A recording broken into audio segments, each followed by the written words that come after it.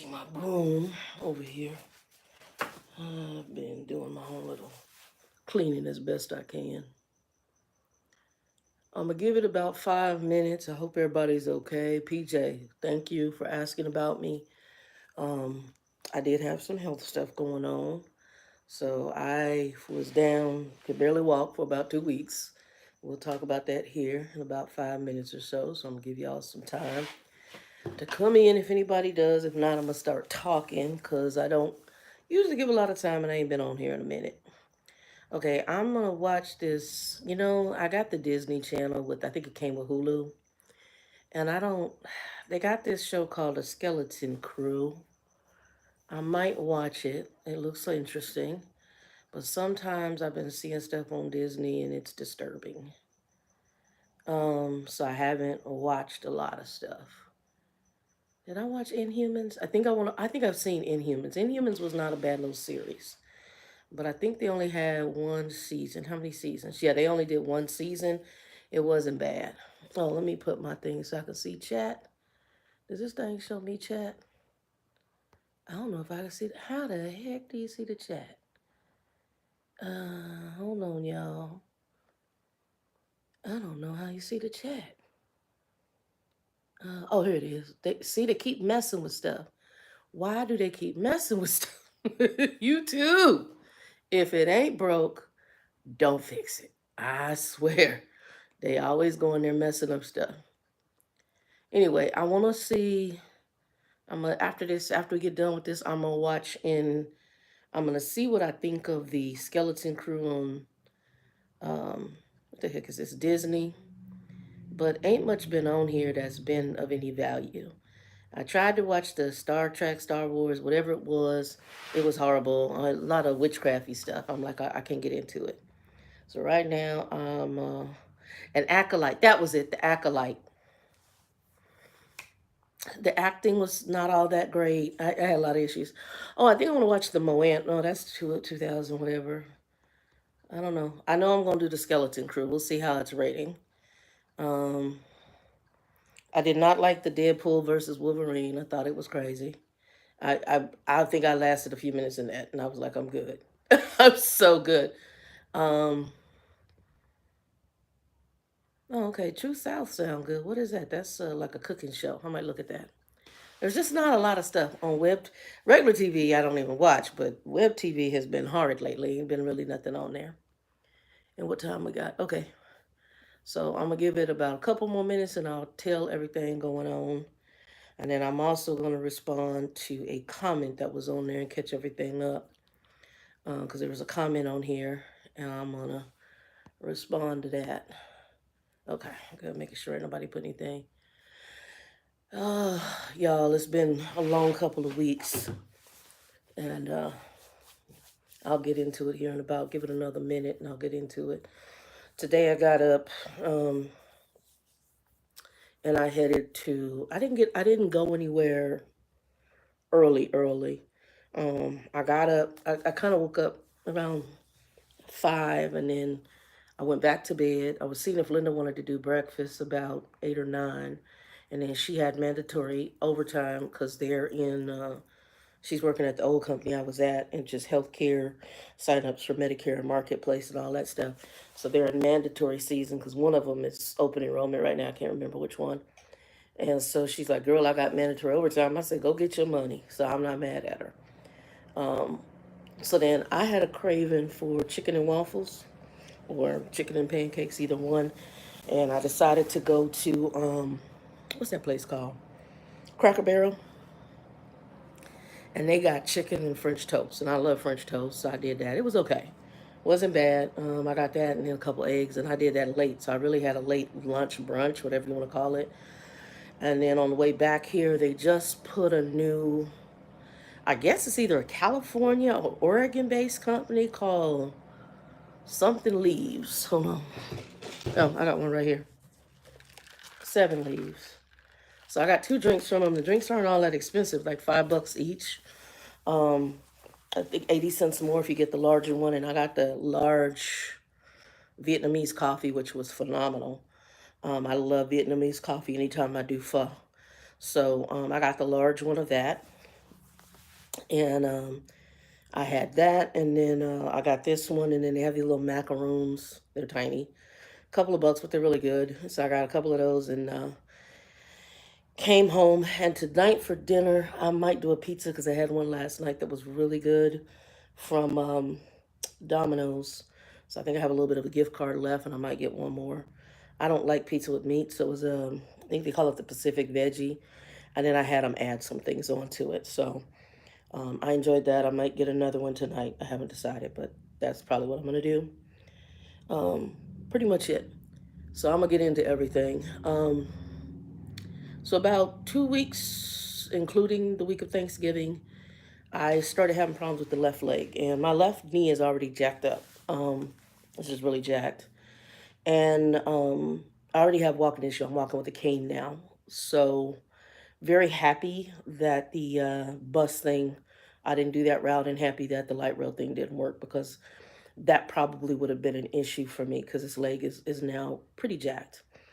I have two canes here. This is the one I use around the house right now, and my places Vivian gave it to me. And then I have my bamboo cane that I got from Love's that I've been using, and I use that when I'm out the house. But based on the knee, I am gonna move to a rollator, which I'll be ordering next week, and Vicky's gonna pick it up. Vivian is actually using one right now, and I'm gonna go ahead and get one because for the 2 weeks that I was down, most I could do was to scoot around my house using a basket and drag my leg, my left leg. Um, on top of the fact that my left knee is jacked, I believe I had what's called a gout flare. And this is probably the worst gout flare I have ever had. Because I've never had one that had me down for 2 weeks. And this one, it was bad. And I mean pain. I couldn't bend my leg. It was bad. My whole knee was swollen. It was bad. So I was using the basket to scoot. I had and I just bought the basket a couple of weeks ago for laundry. Has two little wheels on it. It sucks. For the laundry, it sucked, but it was a blessing to get around my house. Um, so I basically was dragging my leg through my house to go to the bathroom to get and just really pushing it. So Vicky came and she brought, well, between Vicky and Linda, they blessed me. Linda came because I couldn't even get to the laundromat and I needed clothes. Hey, PJ, thanks for asking. I'm trying to tell what was happening. How you doing? Can you hear me? Can you hear me okay? And how you doing? Um, and how's your weather? So, and I was just catching everybody up. I actually was down for a couple of weeks. Okay, good. My left leg is jacked. The knee is jacked. I'm still getting around, but the knee is jacked, and my knee wiggle waggles. So it can pop in, it can pop funky. So I know that I'm gonna have to do stuff, but we're gonna have to work on the weight. So that's facts. Um, but on top of that, I had a gout flare. I'm pretty sure that's what it was because I haven't had pain like that since gout, and I haven't had one in a while. Okay, PJ, where in the country again? Are you in? Were you the St. Louis? Why do I think you were St. Louis? Were you St. Louis or Ohio? Somebody in Ohio. I know St. Louis, Ohio, Texas, and I got somebody in Florida. Ohio. Okay. So I said, keep saying St. Louis, KC. St. Louis, KC. Y'all right next to each other. Same thing to me. Barbecue. That's what I need to remember. Barbecue. Molasses. Because y'all have a molasses based barbecue. So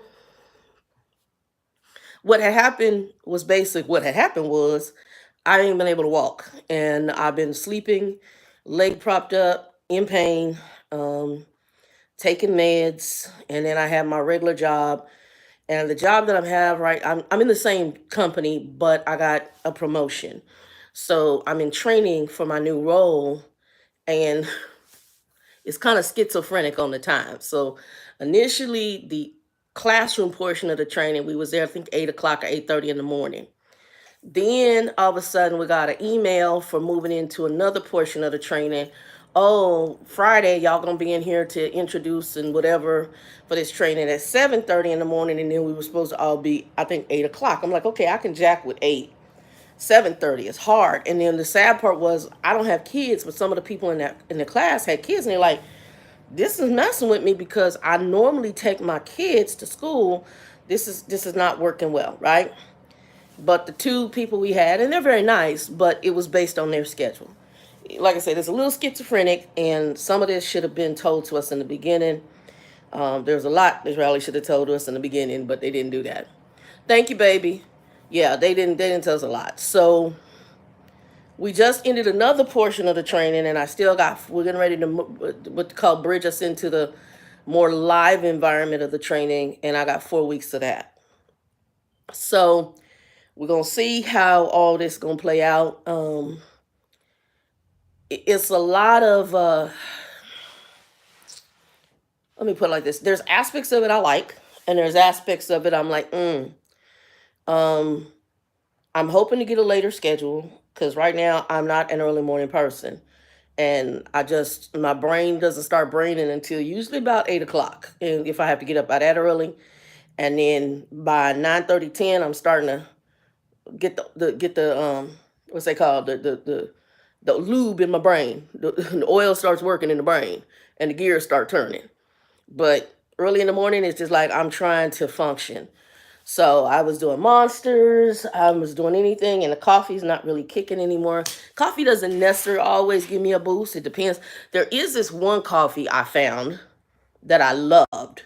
Now I went and picked up the Death Wish coffee, which is supposed to be a really strong caffeine-based coffee. Death Wish can kick rocks. The one that I found that I really liked is this one called Dead Man's Reach, and I think it's by Raven somebody. And this little slogan is funny. In bed, what it says, sleep in bed, raise the dead. And that coffee is strong. It's so strong, the caffeine, I shake a little bit. I'm like, okay, we working with each other. But I need to get some more of that. They had it at my local store, Safeway. And then when I went to look at it, it's gone. And then I found it at another Safeway on sale. My niece, I think, said she's doing the mushroom coffee. Does it have the caffeine kick? Because that's really why I drink coffee. I mean, coffee's okay. I mean, I like the taste, but I do it for the caffeine. Otherwise, I probably would do tea opposed to coffee. I do I do coffee for the caffeine. I want to know if it has that. And let me know. But anyway, so yeah, I've been down and I just started being able to walk again. So I didn't drive a car. Linda had to come. She did my laundry. She did some grocery shopping for me. She went and picked up some prescriptions. And send a message through the portal for them to get me. It's called colchicine when you have a gout flare. And normally that's something my doctor would get prescribed for me. And honey, it will put the foot in gout. And it pretty much took about, whatever the flare was, it took about 2 weeks for me to come out the flare and to cleanse my system. So for those of you who may not know what gout is, and some people either get it when they're older, it could be diet-based. I haven't had it. I think it's a hereditary thing. My grandfather had it. I think a couple other people on my mother's side have had it.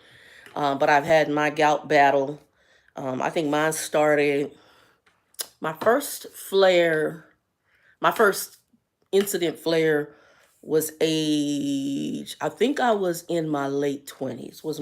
No, I was in my early 30s was my first gout flare.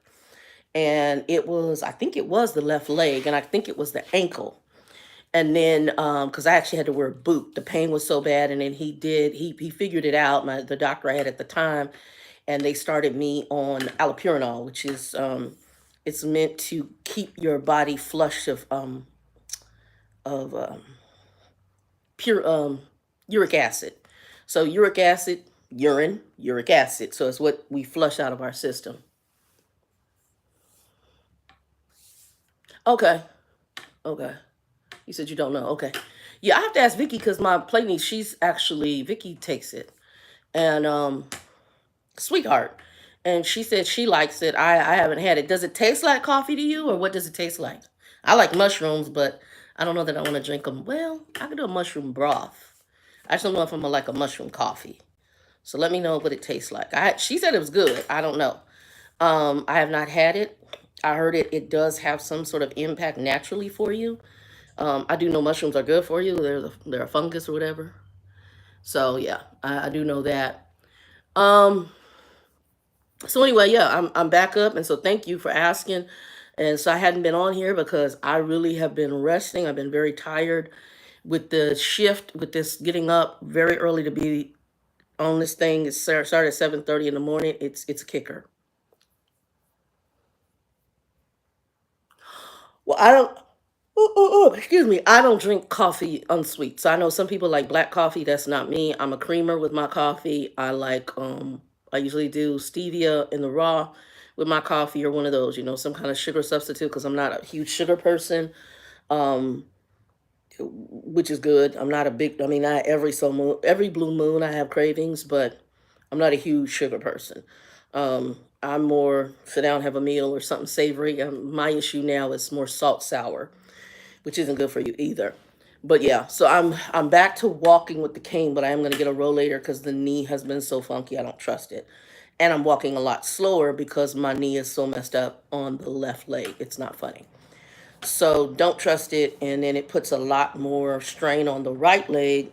And so yeah, so and then my back also has been real funky as well. Although resting and putting the leg up, my back wasn't as bad as what it is, and I also need to get a good desk chair. Okay, hey girl, and today, as the older we get, you need to be regular. I'm just saying, the coaching scene had me regular because I took it at night so that if I by the time it had processed in the morning, I got clean, so I wouldn't go into the bathroom during work as much. But yeah, the coaching scene, whew, it cleans out. You got to pee and go to the other one. You got to pee and poop, both of them. It ain't no joke. So yeah, I was really, I was down, down, down. Um, but yeah, I was not doing good at all. And so, like I said, I just started getting out the house. Linda did laundry. Both of them got me something for Thanksgiving. Linda got me a little chicken and some a Walmart chicken with potato salad, and then Vicky brought some. She stopped and got me. I have a place I like to go called My Mother's Restaurant, and she stopped and got me the turkey dinner that I wanted. Um, and some pies that I wanted. And then she also had made ham, and she made a what's that? The baked macaroni and cheese. The issue is that I didn't eat that yet. It's still in the refrigerator, and I just have it in there right now because I'm lactose intolerant and cheese and stuff. Lately, my stomach ain't been processing. I noticed certain foods I'm not processing like I used to, and probably with age. Certain meats, but the other thing was gout can be triggered by diet. So it can be triggered usually certain meats and shellfish and fish. So tuna, any shellfish, shrimp, lobster, any of that can trigger it. All the only meat that it didn't list was chicken. Every other freaking type of meat it listed. It listed, and I love lamb. It listed lamb. It listed because me and Vicky were talking, and I know that food triggered it, and I knew that shellfish did. And then Vicky said to me, "What have you eaten?" Because she's familiar, because she was going to school for nursing and worked in the hospital. And I said, "You know what? I totally forgot to think about what I eaten." And in those 2 weeks prior, I had had a lot of ceviche. I had had there's a Mexican restaurant I order from, and they have a great shrimp seafood spaghetti bomb. And I had ordered two different orders of that almost 1 week and the next week. And then I had ordered ceviche and aqua chiles. All of that is a lot of seafood shellfish. And then I had gone and I thought about it. I had a lot of Mexican food. And if it wasn't the seafood part of it, I was doing like, I have a place I go to that has best green chili burros in Arizona, which is called Ritos. I went in there and I could feel it coming on because I started drinking. If you do have gout and you can catch it when it's not too bad, you can feel it like a flare coming or issues, you can normally, if it's a light flare, I can do tart cherry juice and it flushes my system. I drank bottles of tart cherry juice, and it wasn't getting it until I got that colchicine. Once I got that colchicine, it opened everything up like Christmas trees, and that I go into the bathroom and flush my system, and then finally started putting my leg up, and like I said, it took about 2 weeks to where I could actually even just walk without assistance, because I was like, well, not without assistance, without by using back to using a cane, in that sense. Um, Otherwise, I had to hold on to stuff to walk. So I went ahead and determined that based on some things with the knee, I'm going to get, and Vivian had talked to me about getting a rollator. So I'm going to do that. And she's kind enough because I just had to put a battery in the car. I need somebody to tell me, when the hell did batteries become so expensive? What's a DV client? What's a DV? Tell me what a DV client is. I want to know what a DV is. Explain that, what that means once you come back. But yeah, so other than that, everything's good. And if you'd have seen me, I'm using a hamper to because it had wheels on it and it slid. So I would slide my hamper and drag my leg, slide my hamper and drag my left leg. I was a hot mess. And then when I got off work, like I said, I couldn't bend my legs. So I had to put my legs straight and sit at the desk all funky. It's bad. And so Vivian is kind enough to go half with me. Well, she's going to even pay more than that, but I said, no, we're going to split it. So we're going to split a rollator because that's going to cost $3. And I just put, what's that battery, like 200 and some odd dollars for a battery from Walmart.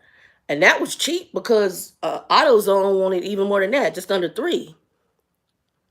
Oh, okay. I'll leave it alone. I'll leave it alone. Got you. But wanted um AutoZone wanted even more than that. So yeah, batteries are. I didn't know car batteries had gone up. I don't ever remember paying $200 for a battery back in the day, unless I did. Well, even the interstate battery I bought when I had my Scion and my Bug wasn't that expensive. So yeah, stuff done gone up because I was like, how in the hell? And then Walmart shady McLaughlin, so they gonna tell you, oh, you get a $12 credit. What they do is charge you a $12 fee and then put the $12 credit, so it just cancels out. And then she's like, "Oh, well, and I said, wait." I said, "What is this fee you putting on, and why you canceling out?" "Oh, well, if you hadn't brought a battery in, you would get the $12 fee. And so we have to put the $12 fee on there. But since you brought the battery in, they put the battery in and took my other one out. Then we're gonna take that fee off and recycle the old battery." That don't make no damn sense. I'm sorry, God forgive me. I'm just thinking it don't make sense. Crazy. Anyway, everything's okay. I'm walking. I got to get a rollator because not next week, but the week after I'm in office, and I want to have the rollator because getting around buildings and walking in that parking lot, getting to the elevator, I'm gonna go ahead and have the rollator. It's just easier and it's better than trying to drag my leg and so forth, and it's a little bit better support system. So Vicky says she can pick it up if I can't get it, and then her mom's gonna pay half, because so it'll be 150 each. I have some credit on my FSA card, and the other part I have to pay cash. But yeah, I needed the loot because like I said, I dropped some bills on that freaking battery on that car. He's due for a tune-up, and not tune-up, he's due for an oil change because I got the tune-up done. And then the other thing I'm going to be doing is the belt. I got to do the, what do you call it? Serpentine belt. That's going to be my next move. And then the guy who had to come out and jump me because the car wouldn't even start, and it took a long time. That's how bad the battery was, to get it charged up. And the guy who came out and jumped me, he also noticed a couple of things. There's I guess it's like these two metal circles. Um, and there's a bolt that's supposed to go in, and one of them, I guess, has something to do with holding the transmission to the engine. He said there should be a bolt in there, so I'm gonna have to go check. I'm not as familiar with the newer engines as I would be looking at an older engine, so I'm gonna check with a friend of mine's mechanic because a bolt shouldn't cost that much. If I'm not gonna do it at the dealership, I'm gonna ask about it at the dealership when I take it for the oil change, because he's saying that there should be a bolt there. There is no bolt there at all. And he says you want that there because it stabilizes the transmission to the engine, because you hit a bump, it could mess up your transmission. Good to know. So, and this is just a guy who was doing the battery. He's a veteran, nice guy, had actually driven truck. So he was really nice. We kind of talked on that level. He was a very nice gentleman. Um, so that's one aspect of everything. Trying to think what else. Just trying to catch up on everything. What else is going on? Um, Pretty much it. Just kind of like I said, right now I'm working on the apartment. I think in my last video I told y'all I had some critters that showed up, and it could be a lot of things now that I'm seeing what's going on. So there's a building across from me. We're not attached, but as you guys know, bugs can run underneath with plumbing, any kind of thing under the ground. They could run across the ground, and we're in relatively. And then my neighbor was doing construction. Well, the building over here, I think, is owned now by another owner. And so two tenants have been there a long time. One, I'd never seen the people. I don't know if it's an older couple or older person in there, but they're no longer there. Um, and then the one that was next to them, they're no longer there. And they're doing constructions. I have no idea when they moved out. So I don't know if they had critters.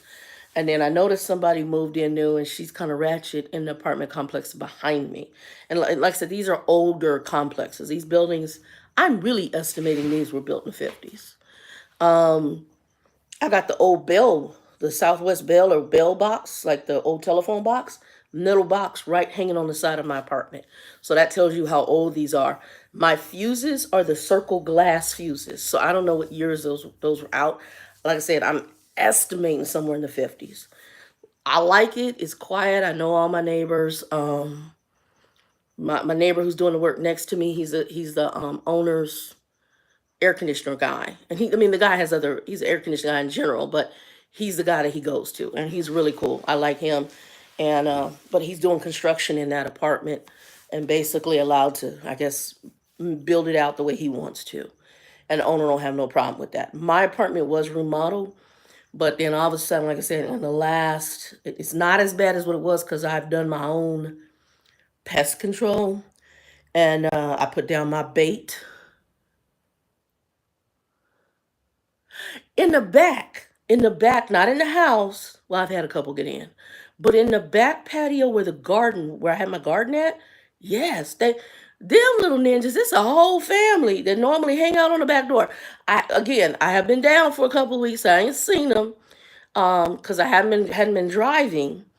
Um, but normally I would come home and they'd be on the door, they'd be by the light. They got so well trained when I was coming home. I don't know if they heard the gate or I don't know what it is. As soon as I opened the gate, they would get off the door and go under the light.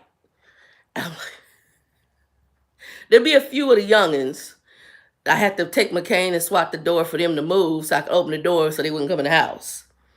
Um, and then like I said, I got them the way you train. Like I don't come in the back gate, and they would be like, "Oh, we got to get off the door. She get ready to come in the door," and I'd be talking to them. Linda be cracking up because I'd be on the phone talking to her, and she'd be like, "Are you talking to your friends?" I said, "Girl, the lizards, the family, the crew, they on the door." I said, I said the little ones don't know the move, but the older ones do. It's a hot mess. I really haven't started gardening anything back there.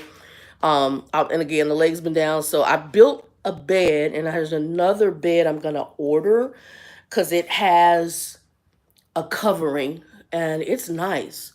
I saw it on Walmart. If it's still on sale, well, it's on Walmart and it's on Amazon. But I've been ordering from Walmart more now because Amazon is high as hell. Even with Prime membership, I'm getting better deals at WallyWorld.com. Today I left out, it was 73. I left out about 1 o'clock. It was 73 degrees. Actually, I responded to you right before I left, and it was about 73 degrees. And I went to Cracker Barrel. I had brunch, breakfast, lunch. I came back. I stopped over at Seven Leaves and got my drink. Um, and then I set up because I told you I would do a live. I set that and just came in here. I had picked up, anytime I go to Cracker Barrel, I usually have a gift card. And I always check their candle sections because I love their candles. They have some really nice candles, and a lot of times they'll have sales every time you go in there and eat. And today they had if I go tomorrow, I might get some more of them. They had a pretty good sale. They had the It's a wood wick, and I love wood wicks. It's a lemon candle, because wood wicks last longer. It's a lemon, some kind of lemon candle, and I got it. And then I also usually order when they have a good sale from Goose Creek. Now, I'm going to be honest, I have not been feeling Goose Creek as much as I used to. The scents don't feel, the smell is not as strong as what it used to be. So I'm either wondering if they went under new ownership or if they decided to make the candles cheaper. The other thing is the Goose Creek candles used to last a lot longer. And they're not, in my opinion, lasting as long as they used to. But I usually like their fragrances. Some people like the cookies and the baking. That's not my thing. I like ocean scent. I usually get what they call the men's fragrance candles because I like sandalwood, I like wood, I like rainwater, and they call that their men's fragrance. I usually like those. When I first got those were my favorite. They have decreased their men's candle fragrance line, unfortunately, which I really liked. But some of it is, it's not like it was. They had like one that was leather that I really liked. You mean the tariffs for the other countries? For like China and Canada and all that? You talking about the, what's his name? What's that man's name? Trump's tariffs? He irritates me. You talking about Trump's tariffs?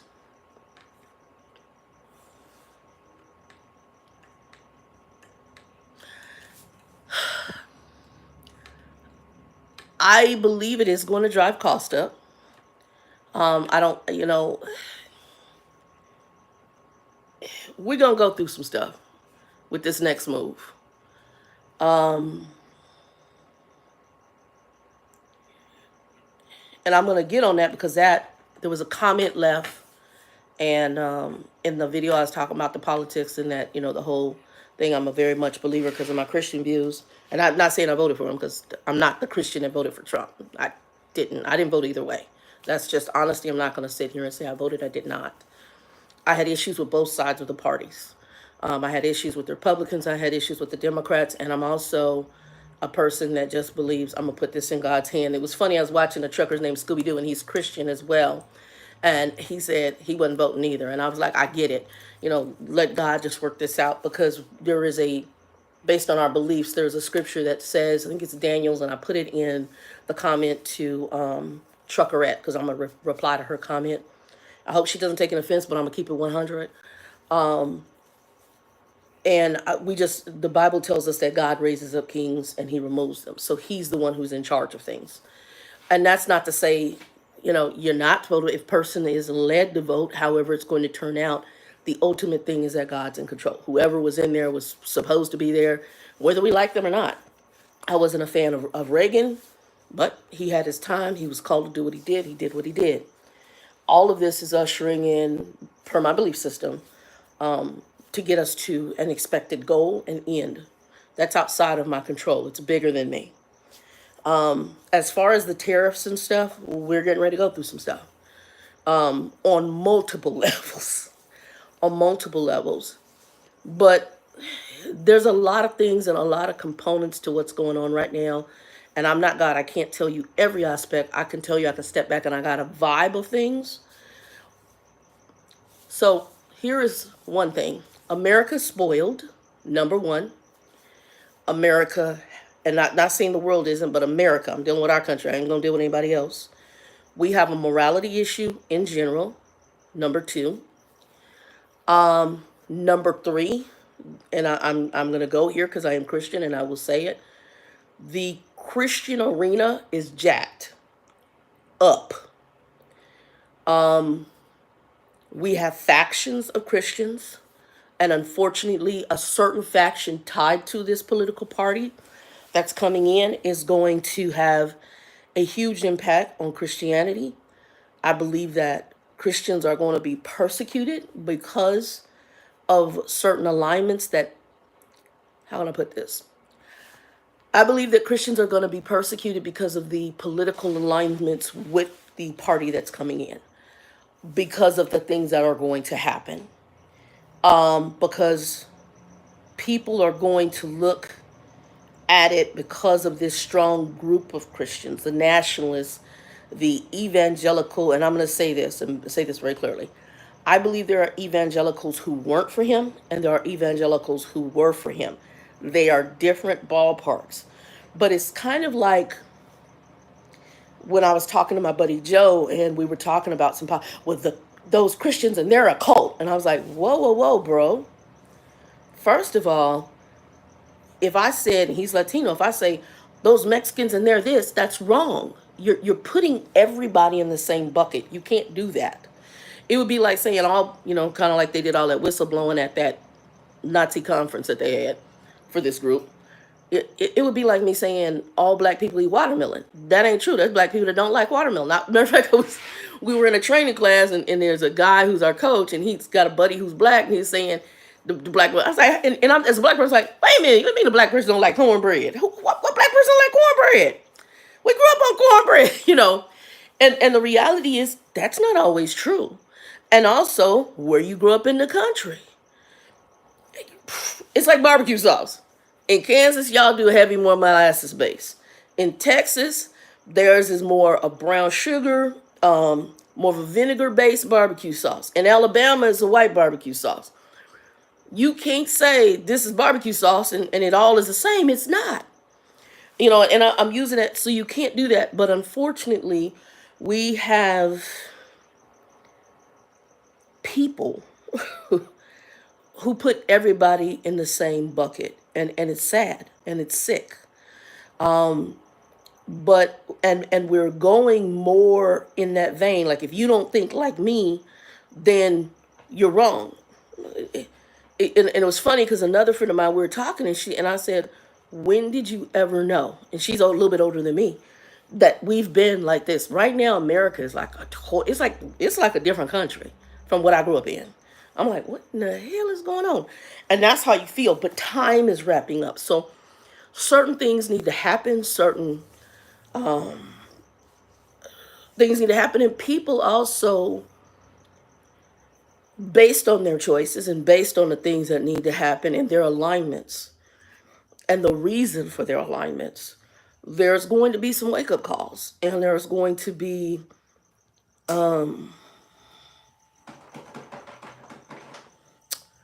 unfortunately, I think, I can't prove it, I think there's going to be a lot of negative things that are going to come out of this, but at the same time, there's reasons behind it in a more spiritual and bigger context. But I do believe that Christians are going to be very much, regardless of what type of Christian you are, you're going to be persecuted because of the push, the ties, and the alignments of certain people who claim, see the quotes, to be Christian. And I have question marks on even that.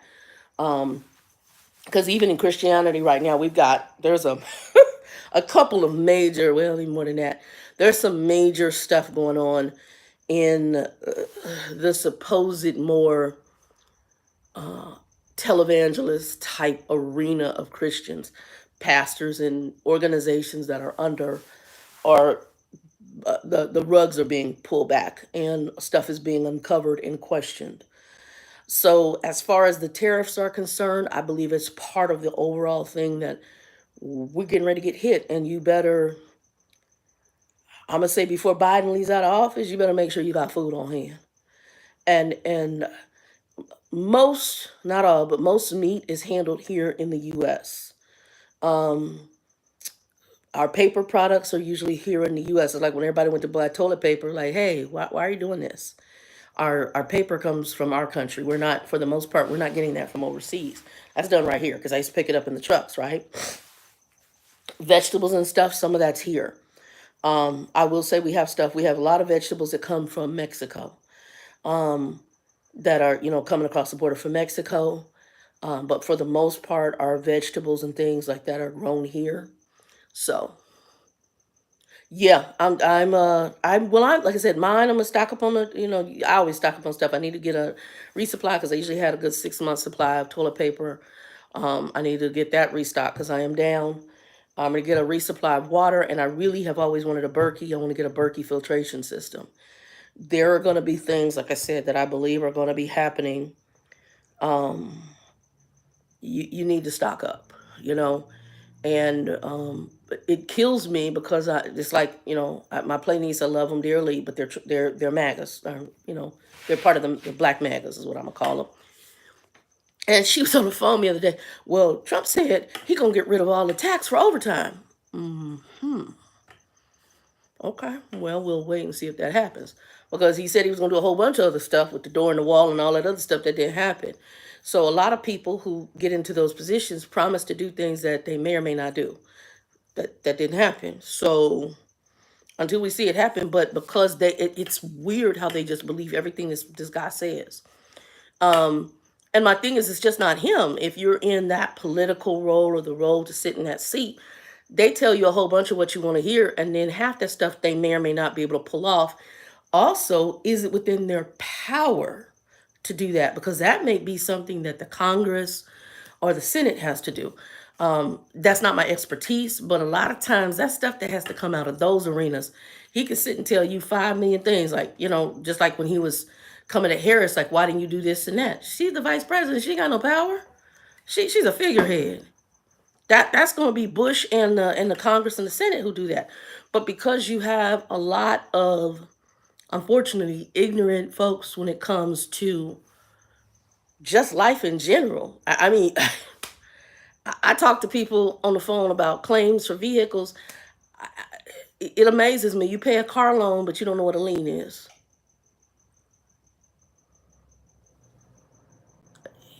I was like, oh yeah, so we're gonna pay your lien, and then, well, what's that? I said, you have a car loan, right? Yes. That's a lien against the vehicle. You basically are paying a company, and if you don't pay them, they can come take that vehicle because it's truly not yours until it's paid off. It's like a house. You're basically renting to own from a mortgage company. That house is not yours until it's truly paid off. You say it's my house because you're paying it with the goal. But at the end of the day, you stop paying that mortgage. That is not your house. That's the bank's house. It's the collateral until you pay the mortgage off. So there's like, man, it's amazing to me, the thoughts. And it's amazing to me because a lot of people, as I look, they voted based on self-centered agendas. Some voted for him and based on race, ethnicity, and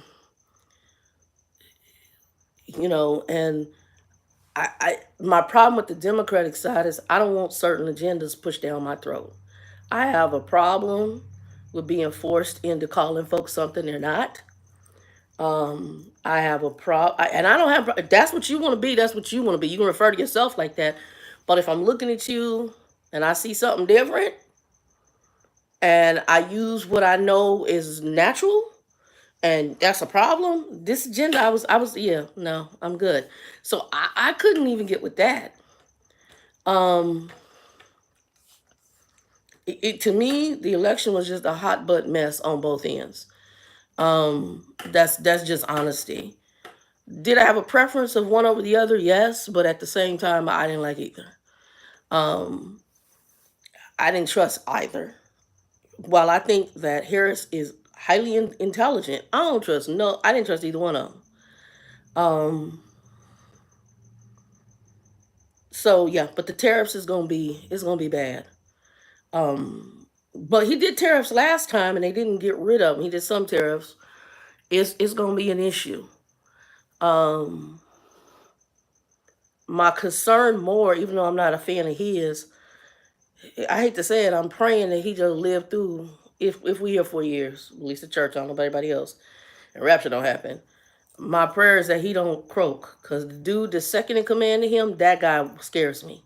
He scares me more than Trump. I don't trust it. He scares me. There's just something about him just didn't sit in my spirit right. Yeah, something about bro didn't sit in my spirit right. Whoo. I mean, I get the narcissistic dude because my biological father was narcissistic. Call him Trump Jr. We all kind of know how he maneuvers, but he scares me. The problem, though, that's scary on all points now is that everybody that he's putting around him are yes people.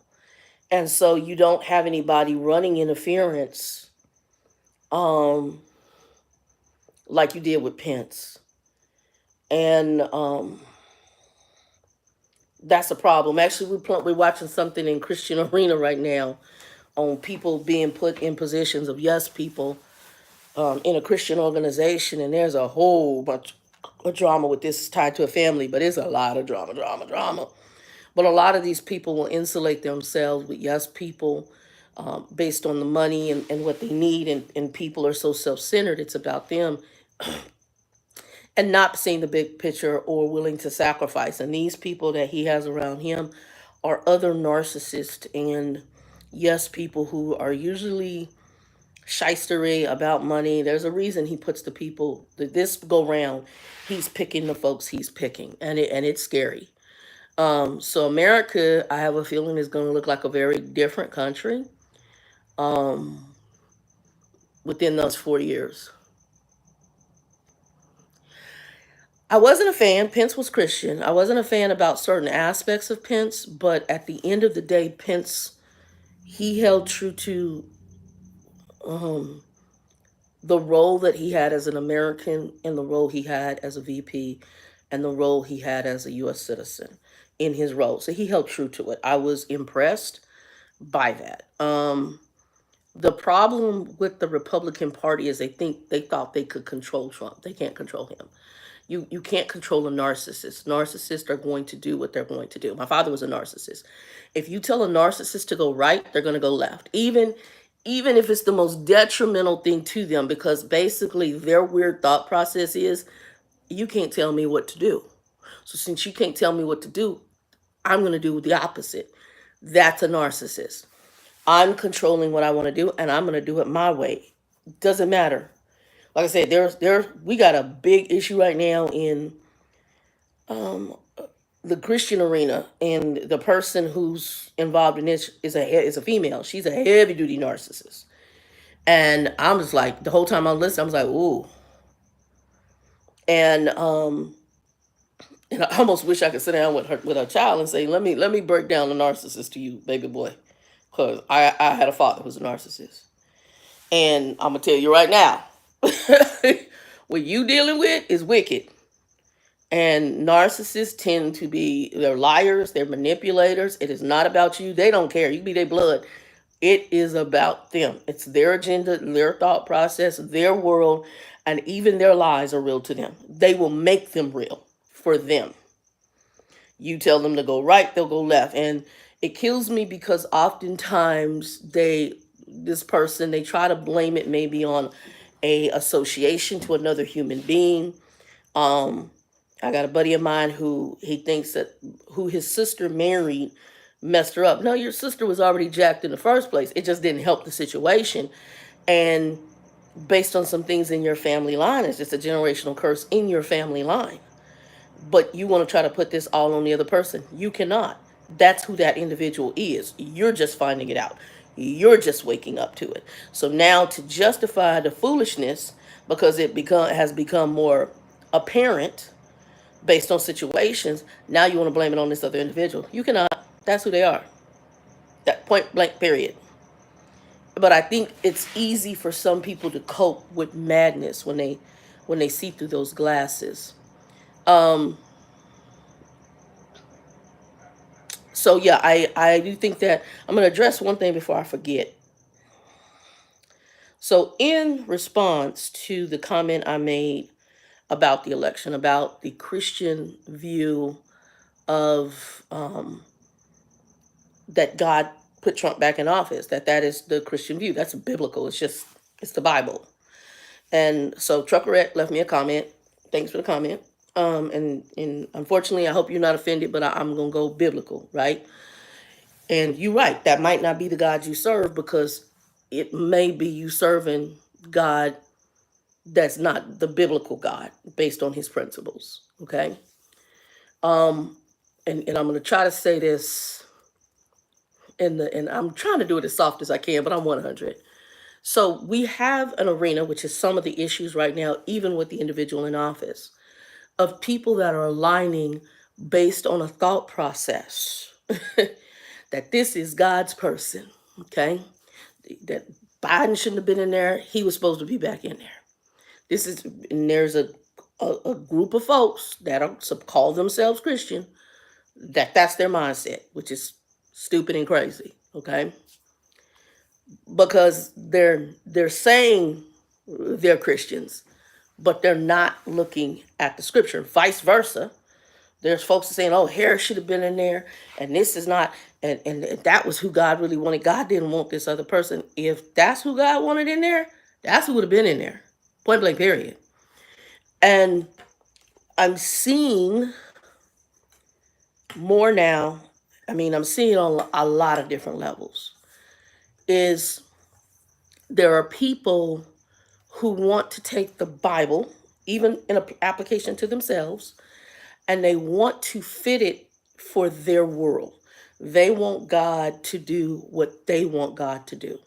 And I just said this to a group of people that kind of minister to kind of the word. And I said, look, we have a group of people now who believe God works for them. I need to understand, he's God of the universe. He's everywhere, all-knowing and all-powerful. And you want to control what God does. You want God to work in the way you think God should work. Yet the word of God tells you, my ways are not your ways. My thoughts are not your thoughts.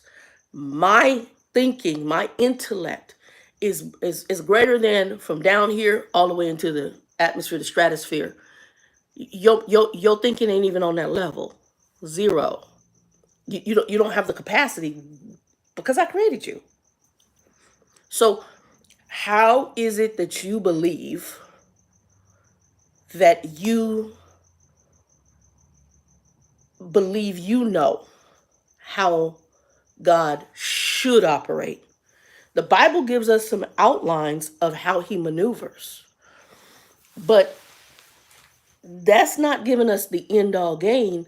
But you want him to work the way you want to work. And then what we're doing is twisting the word for our own agenda. And that's another huge problem. So, and I like to, I hate to use it, but this is the best example. I call it the pimp and the prostitute. We got Christians who have put themselves in the pimp role and they're treating God like he's the prostitute.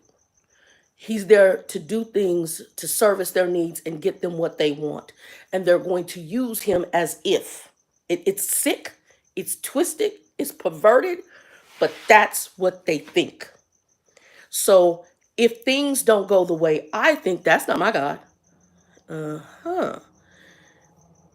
So you serve a different God than the one that's in the Bible. You serving something that's not even biblical. And that might be what you're doing. Do you? But if you saying this is the God of the Bible you believe in, then I'm going to challenge you to look at the word. If you say you're Christian, read it in the context it's written and follow accordingly. And some of it ain't comfortable. Facts. Some of it asks us to do things like forgive folks who are wicked. Don't mean you got to hang out with them, but it does tell you you are meant to forgive. Our responses need to be different. We can't be vengeful in situations, even though we want to. Facts. I'm guilty. And so how we handle things, how we see things to try to put on the biblical mindset, yeah. We got to come differently. But we also need to be wise. And like my sister was saying to me, my half sister, she said, we've been watching this Christian event that's happening. There's a lot of drama. And she was saying she was reading comments and people were talking about judging. So you have people who are, and I know ignorant is a hard word for some people, but are ignorant of the word.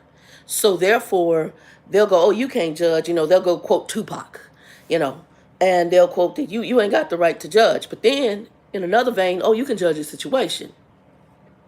But if a person is at a certain stature in life, let's use a big minister for an example that you may like, and then you find stuff out. Oh, you can't judge. Everybody got issues. You're absolutely right. Everybody does have sin. But you can't judge. I'm not saying you're judging them into hell. I'm not saying you judging their soul salvation. But you can the Bible tells you can judge a tree by the fruit that it bears. It also tells you to beware of, what is it, sheep's or wolves in sheep's clothing. It tells you to avoid the wicked. There's a list, a laundry list. It tells you to understand that there are powers and principalities that we deal with behind people, and that it's not the flesh and blood person we're dealing with. How would you have the capability to discern that if judgment was not involved? I'm just saying. So where does that turn off? Now, the Bible tells you about the beam in your eye, correct? So you have to do an introspective look in conjunction with the help of God, deal with your beam, and then you can help your brother who you may see and have to judge if they're in a situation that's not good. You will have to judge. That's part of it. Maya Angelou used to saying, if people tell you who they are, let me help you. Telling is not always speaking. Telling who they are could be actions, could be movements, could be behaviors. That could tell you who they are. And to judge, you have to judge those things. You have to discern those things. And you can't just haphazardly, oh, I'm not judging. Then you crazy as heck. So you're going to be, everybody cool with you. But there might be people who are, yeah. Like when I told my play niece, she now works where I'm at. I said, don't be trusting everybody up there. One, this is a company with what I call legacy. These are families upon families and friends that get everybody. It's like old Motorola. Motorola used to be built with a bunch of families that were everybody was related to each other, or everybody knew somebody, or you a family, a friend, or whatever who got somebody in. The company I'm at is like that. I said, you don't be up here trusting everybody, because you go have a conversation about something you don't care for, or say something about somebody and you don't know who they may be related to. You don't know who they're friends with. And they'll be sitting up there and they told you that they freaking uncle is the freaking senior XYZ VP or executive in this company. You don't know who's related to who. So make sure that your conversations are light, and just be cautious. And it's not, and she likes the company. Overall, she's like, I really like, I said, it's a good company. Your prayer is that you get a good manager. Not like that first chick I had. But at the same time, you don't know who's who. Now me, I'm kind of, I don't care. I'm not gonna say something directly to someone else. I might talk on here, and if somebody want to watch it and have issues, that's on them. They can handle it however they're gonna handle it. But when you're up in there, you still, like me, I'll be laughing. And that time now I'm so sarcastic, because the older I'm getting, my cynical is really bad. I am so cynical now. It's my sarcasm is at a level, and I know it. I know it's age, because now I just be stuck. This whole thing with the politics, I just sat there and started laughing. I knew when it hit 100, that old girl didn't get. When I started seeing he was at 100, for the voting system, I was like, oh, she ain't got this. This done. I knew it then. As soon as I saw it hit three digits, I was like, she ain't even get this. This done. And they were like, oh, they had waiting and hoping and praying. And I'm like, this is done. Sister didn't get this. As soon as he hit 100, it told you all you needed to know. And there's a lot of, and again, judging. Hey, Kathy, what's up? What's temperature in Dallas, I believe is where you're at. I think it's Texas. I'm pretty sure. As soon as he hit that 100, I knew. And, like I said, for me, I just stress, like I have an aunt right now. She be sending 5 million things about, she hates them. And I know it's hatred. And that's really what I'm going to challenge you guys. And that was the other thing that Truckerette had put. She put, I hope everybody gets what they deserve. I'm going to take you back to the word. Okay, y'all cold, because it's like, it was 73 here. We'll probably get down into probably about 50 tonight or something like that. We've been in the 40s in the evenings. But it's something else she said. I hope people get what they deserve who voted for him. Again, you tell me, if you're telling me you're Christian, the Bible says, vengeance is mine, saith the Lord. Why do you have a vengeful personality about these other folks who there's lessons that might be learned out of all of this? Okay. Understand God's ways are not ours. So there's a reason why this person got back in. There are things that will be learned out of it. It also is showing us things about our country, about our mindset, about the people around us. And it's like I said when he was in office, the one thing I was happy to see, because people have been in delusion, is he pulled back the rug. You saw the truth of who America is. It has not changed much. We see the truth. And the fact that the votes were as high as they were, it tells the truth. Even though, like I said, this is who God wants in, because there's things that need to be learned in this. You got a group of people like, oh, the economy was better and blah, blah. Good, better, and different. I can't answer that. I'm just going to say you're going to learn some lessons in this one. Everybody is. The folks that most likely going to come out on top, they're going to have money. And the folks hanging on the building told me everything I needed to know with the last go round. I'm just saying. So if folks didn't learn from that, and this is God's goal to put him back in because lessons weren't learned, there's some more lessons coming. And that's okay. It's okay. Whatever's going to happen is going to happen. And I tell most Christian folks, because I had one girl at my job, I could tell her children, I think I don't know if she's Latino or white, but her kids are black. So I think she was with a brother, and good looking boy. She showed us a picture of her son, and she cool, but she hit me in the background the day after the election when they knew the numbers. And I could see her face. There was dread, there was fear. There's a whole bunch, because also being African American, and if you have males and you have seen the temperature of our country change, you have seen the racial thing come back to the surface, you already know what's going to happen in conjunction with us. Point blank, period. Matter of fact, day after election, so my company, their colors are red and white. And so they gave us what I call swag when I first started, and it's the red and white. Girl, I put that thing on the floor because I don't want people mad at me who might think that was a MAGA hat, and y'all got issues.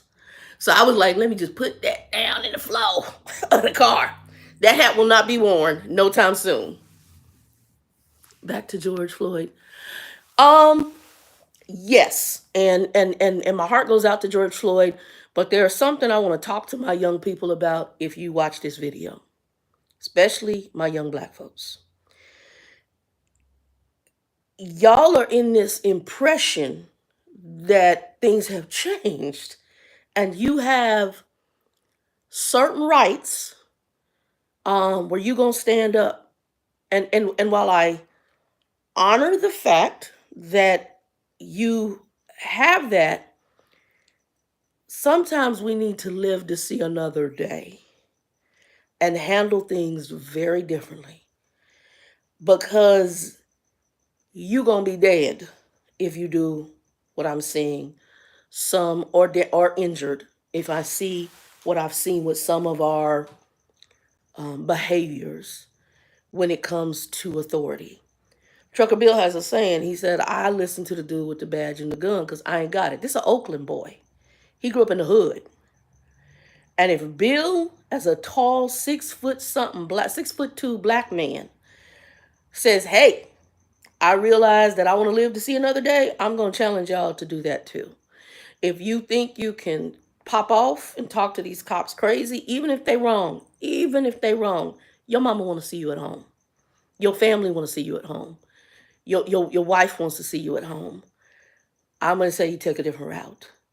Now, if you don't care about your life, you don't care if you walk again, and you want to sit there and not listen and not take instruction and do it your way, do you, boo-boo, but there might be an outcome you don't want.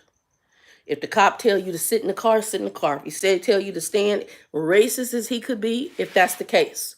But we also saw some of it as a power situation, because we saw them black guys who were cops who whooped that other black boys behind. and I think killed him. I think he killed him if I remember correctly. They some of them is on trial right now. They talking about what's going on with that. Live to see another day. If you're dealing with authority figures, and especially, no offense, you're dealing with folks who ain't like you. They don't look like you. You need to be very careful. Because you may not have a hope in hell. I'm just saying. Um,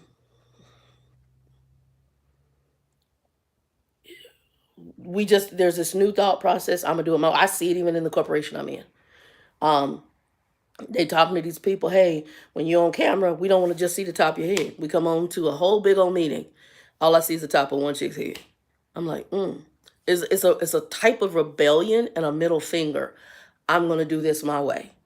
And it's a behavior that's amazing. I'm seeing it a lot with 40 and unders, especially those 30 and under, but I do see it 40 and under.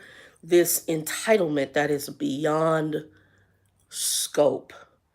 And and a lot of it is how they're reared. They're reared with this entitled behavior. And I've seen it with, like I said, I got a niece that one of the nieces, and something happened with her son in school, and a teacher, some issue with the teacher about him sleeping in the classroom. Well, I'm gonna go up and talk to his teacher. Why? You need to talk to that little ninja, and you need to whip his tail and say, you are in school to learn. Why are you sleeping in the classroom? Ciao, bye. Now, I had cray cray.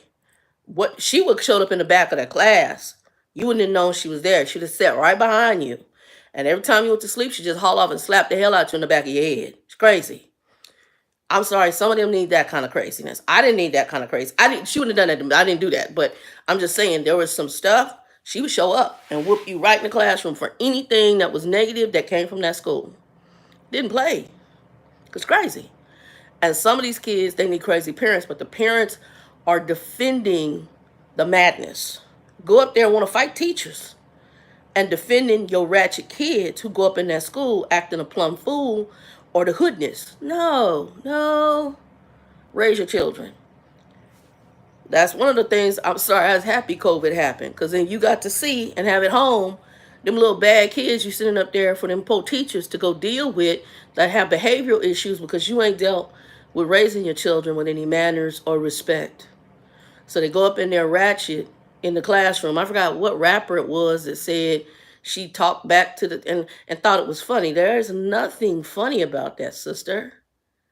Something is wrong. Well, I was smart. Yep, you were a freaking genius. Like you are right now. Correct. They have no support system, and you got all these ratchet butt kids.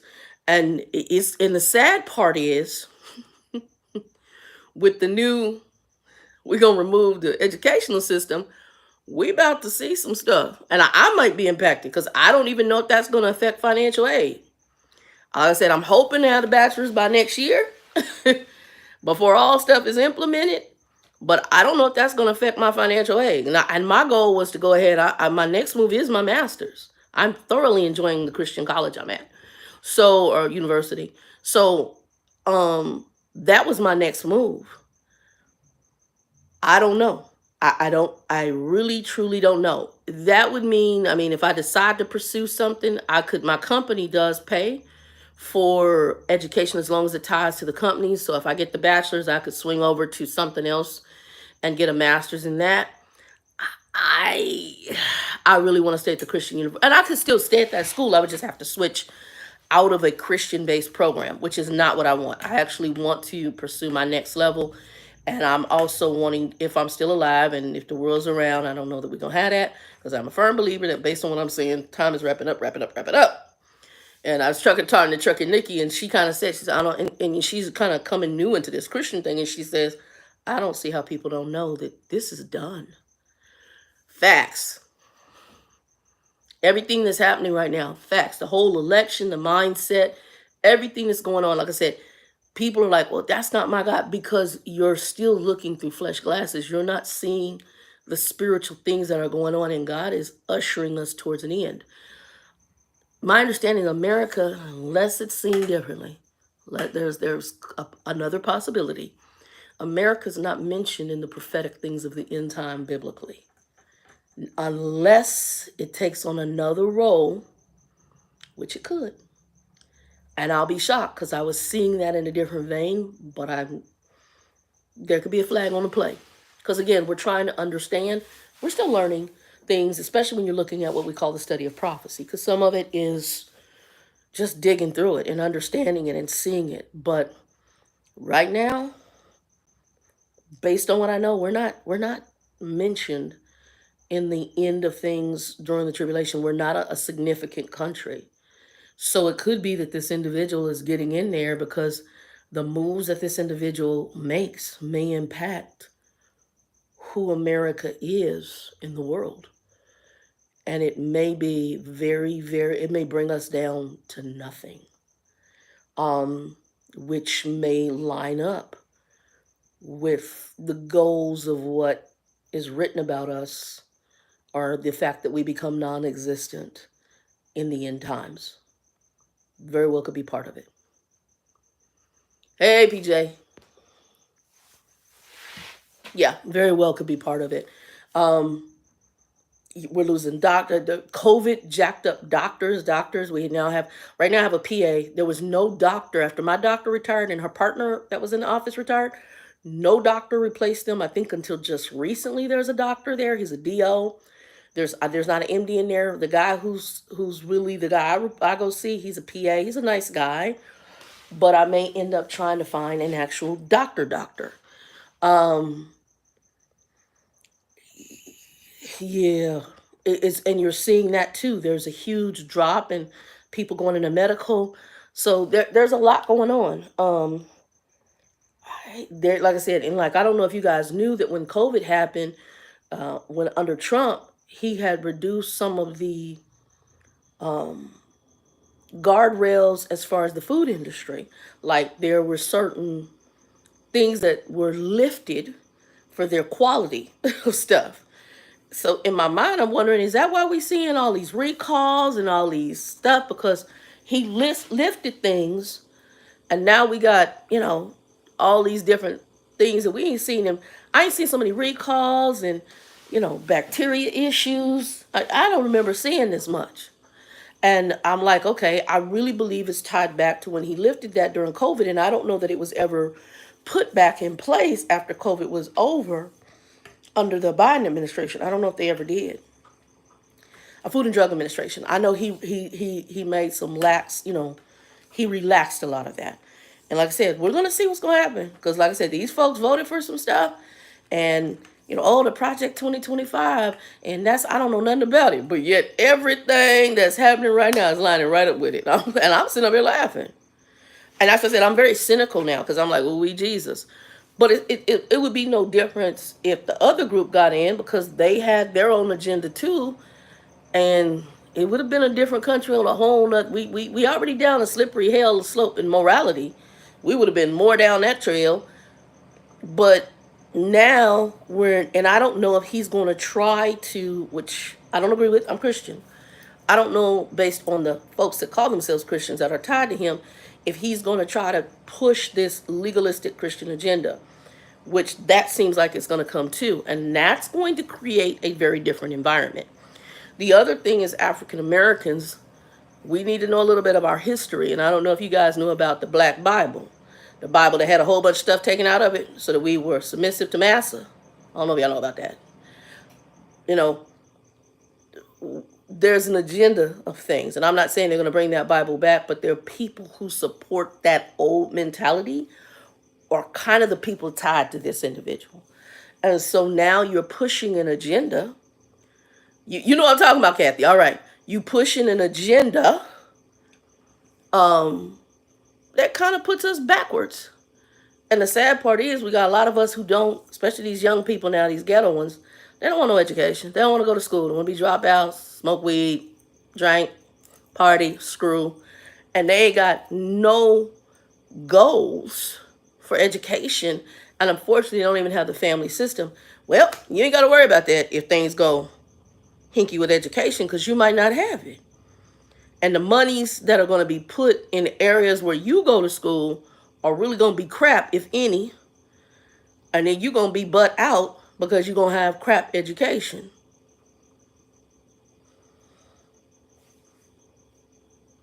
I'm just saying. I'm just saying. It's bad. Um, but like I said, everything is happening for a reason. It is what it is, and we're gonna see what's gonna happen. But what I am gonna tell y'all, make sure y'all stocked up on food while you can get it cheap. I've got my canned goods. I'm stocked up on it. I got my beans, my rice. I'm stocked up on that. I need to get water in here, and I want a filtration system. Because like I said, I have absolutely no idea. It's funny because one of my old Christian friends, she's one of my beneficiaries, the one who she and another friend of mine helped me when I got really sick. We talked the other day, and she was saying that she said, Shannon, I'm stocking. I told y'all that I had dreams a couple of years ago that there was something coming with food crisis. We done had bird flu. I told you about me and my mom. Look, we don't even talk to each other. You're marching the chicken out to the trash like soldiers because the chicken was bad. Next thing I know, we got bird flu. I told y'all something was telling me you need to store food. There's some stuff coming. There's some stuff coming. Natural now some if it gets flooded, obviously it's not going to help you. But if it comes to financial situations, money, the cost of food, and you can barely afford groceries, right now I can shop for myself. Like I told Nikki, I could probably feed one other person for at least a year, maybe a little longer, based on how I was saving. And we'd be all right. I told everybody, look, everybody. And Nikki and I were talking. She said, you've been mentioning this for a while. For a while. On my Christian group, for a while. I'm warning you. And now there's some things going in. Some of the products and things that we get. Again, a lot of our food is from here, with the exception of the stuff that normally comes in from Mexico. There may be some things from overseas. We do have grains here in America. However, we're going to be hit there too, with all the flooding and things that have happened in Florida, Louisiana, if they have any issues. Louisiana, I didn't know they did rice, but they do rice. But there's things that we're going to have problems with. Facts. That's why I want to try to get my little garden back up, because I really want to be able to go out there and get my lettuce without the lizards eating it. I agree. I got to start getting cash back in hand because I use my card all the time. I'm also someone who's wanted to get gold coins and silver coins. I don't know. It just, again, we do need to have, when everything hit the fan and people make fun of them, like I said, when COVID happened and we went to the stores, because I'm in Arizona, we have never had natural disasters to the degree like a Florida with hurricanes. I've never had that. My best friend, she gets that on a regular basis. She's used to that. But we've never had that here in the state of Arizona. Zero. And when COVID happened and you went in the store, there were no rice, no beans. We had to go to a Latino store that had a little bit of beans, a little bit of rice. And we were just around there. I'm getting bags for me and Joe, filling it up for him and his family, for me, so we could have beans. And I took less than him and gave him more because he had like his mom, his brother, his other brother, and himself. So there were 4 people in his home. Well, hold on. Might have been 5. He's a Latino family, so they tend to live together a lot more. So it's like 5 people in that family, right? In that one house. So I got him a big bag. I got a smaller bag. I then spotted some bleach in the Latino store. There was no bleach. And I had stuff, but it's just me.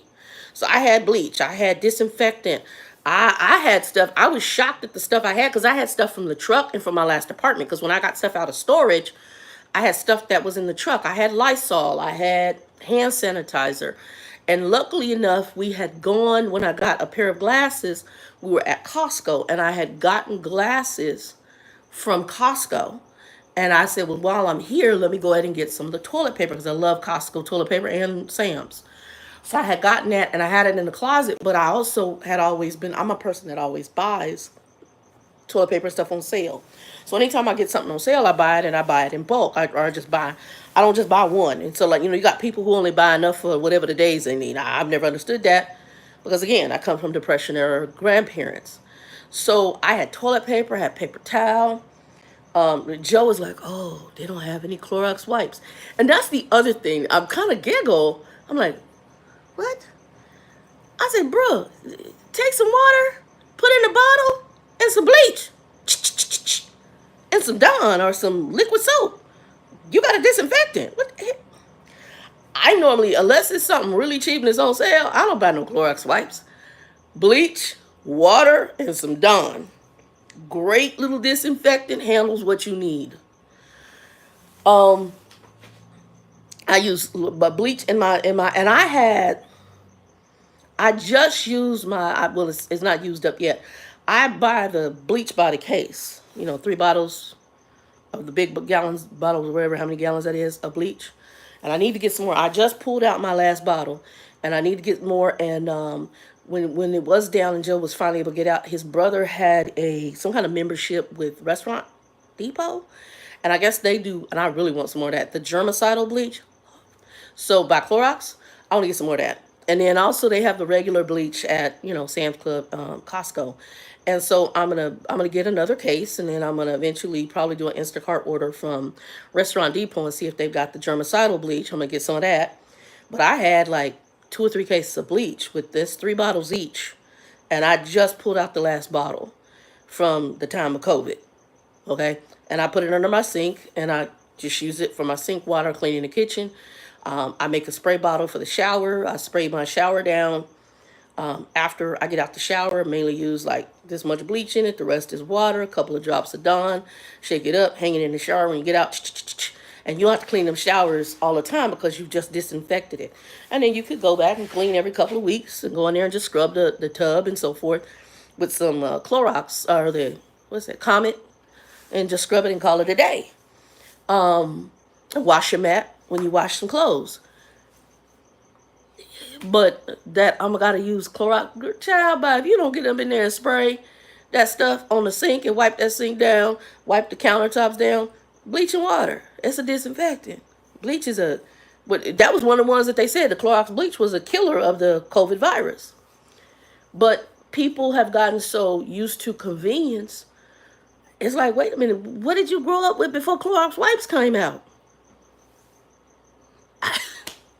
Folks, it kills me. And it's like, I was talking to my half-sister, and I remember when I told her, we talking about soap.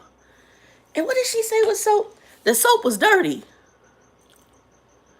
I had another associate of mine that told me soap was for poor people. It's amazing the marketing strategies of companies. My dude, soap is soap. Whether it's a bar soap, a powder soap, that's meant for your body and your hands. Soap is meant to cleanse, is what its job is. Whether it's a liquid soap, which is a detergent usually even for the shower, it's meant to wash your butt. I got nothing. And it was just the funniest thing to me. The thought process and the mindset of people and how folks thought. I'm like, this is craziness. It's how they think. It's just how they think. Facts, Kathy. Facts. That and actually, I think my sister and this other person about the same age, and then them 30s to 40 and under start. Well, I think she might be around 35 now. But and they sweet people. They think different. It's a different, and it's how these things are marketed to them. And the marketing of stuff is absolutely amazing to me. And folks just believe it. And that's what happened to our world. We got a world right now where a lot of the people, they believe what they hear. And it's just, they can watch stuff and believe it 100%. So what's been marketed to them is that liquid soap is better than bar soap. Clorox wipes are the way to go. And people going through all sorts of shenanigans to make Clorox wipes. Some were cutting off paper towel rolls and pouring liquid in there and bleach or whatever else in there in order. Child, if you don't put that in a spray bottle, spray that sink down or wipe it off or spray whatever. I could not. I was like, this is really weird to me. Folks was doing the most, trying to create. Now I got the hand sanitizers. I got because of what we were learning. But because when you ran out, you had to do what you got to do. But I'm like, bruh, let's go back to basics. A spray bottle. And if you didn't have a spray bottle, put some water in the sink, put some bleach in that sink, put some soap in that sink, dish soap, whatever, laundry soap, whatever you need, and clean it down. It's just like we grew up, at least I grew up. I don't know about the rest of y'all. Peace. Talk to you later, PJ. Thanks for checking on me. Be safe. When I grew up, we didn't grow up well. We didn't grow up wealthy. I mean, obviously. And Kathy, I don't know if you remember this. I remember this because I don't know if you're younger than me, but and we talk about it. So the TV set, y'all, ain't like it is today with remotes. You were your parents' remote. Kathy, can you say it again? You used to use what? We didn't get Tide, but whatever the dish soap, whatever the laundry soap we had, if we ran out of dish soap, that's what we used. You use some soap, whether it was the laundry soap to do the dishes if you ran out. Okay, so you gonna remember what I'm about to say to you, Kathy. You remember the TV set with the knob, and the knob broke? You be in the back, and your little parent who is lazy and trifling, Shannon, and you come up in there, and you got the pliers. You remember what I'm talking about? And you turn the channel. You remember?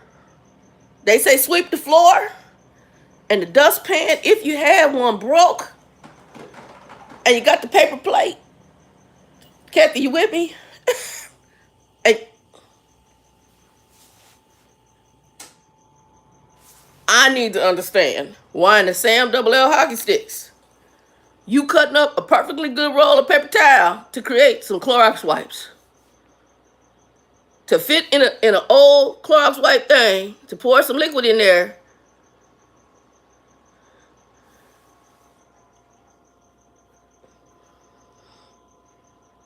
I just need to know. I need to know. None of it made sense. It's new generation of humans. Foil on the antenna. Come on, tell them they don't know. They don't know. Wait. And move the antenna a little bit this way.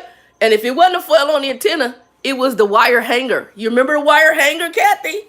You stick it in there, and that was the antenna because the rabbit ears weren't working or were broken or wasn't doing it right. Child, bye. They don't know. They don't know. And you going through all these shenanigans with the modern stuff. It's shenanigans. And they're just some and wait, my buddy called me. Joe called me when the whole COVID thing. Hey, what did you say I can do if I don't have Clorox wipes? Are you older than me? You grew up in Mission, Texas. What the hell you say? You calling me? I'm like, what? Is your brain oozing out your ear? What were you doing before Clorox was invented? You older than me.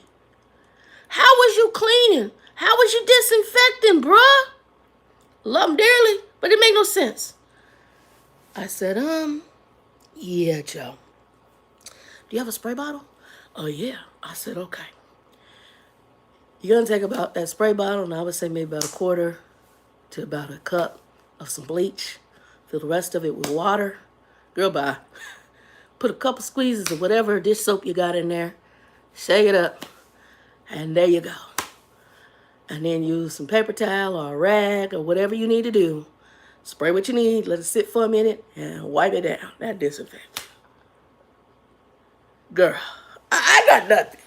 I got nothing. Make no sense. I'm talking about basic. I ain't got no Pine Sol. If that's what I use Pine Sol normally for my floor. I mix it with some Fabuloso or whatever else, and I do the floor. Let's say I run out of that. I'm just going to take some bleach, and if I got some laundry soap or a little bit of dish soap, put that in there. I mop the floors. It's going to get clean and disinfected, because if bleach don't kill it, I don't know what else will, other than fire. We ain't setting the house on fire. I don't know what else will, other than fire. Songs don't make no sense. And like I said, love people, but some of it don't make sense. The soap got me though. When I heard about the hand soap, I couldn't get over the hand soap. I was like, Lord help y'all. Help y'all. But no, I see a lot of things that are coming up, and I'm curious about what's going to happen next year. I think it's going to be a very difficult time for minorities. I could be wrong. I think some things we're going to see the true underbelly of this country, and I hope it doesn't go to the Hitler type mindset, but unfortunately I wouldn't be shocked if it did. How do we navigate those waters? I don't know. If I was better shape, I'd probably be living in Thailand. I'm gonna be honest. If I was in better physical shape, I would probably pack my crap and be in Thailand, because I've been watching a lot of stuff and I'm like, I could live there and call it a day. That would be me. I'd be an expat in a whole nother country. That would be me. I really think you need to have your house in order, especially if you're a minority. And I think that you really need to, especially for my young black males, I think you need to watch your P's and Q's in the new climate that's about to happen. And I believe we are stepping backwards, huge. I didn't say that I was a proponent for this individual. I said that I believe that God put them there for a reason. And there are some things that are going to transpire that aren't going to be pretty, but they're to get things to an expected end.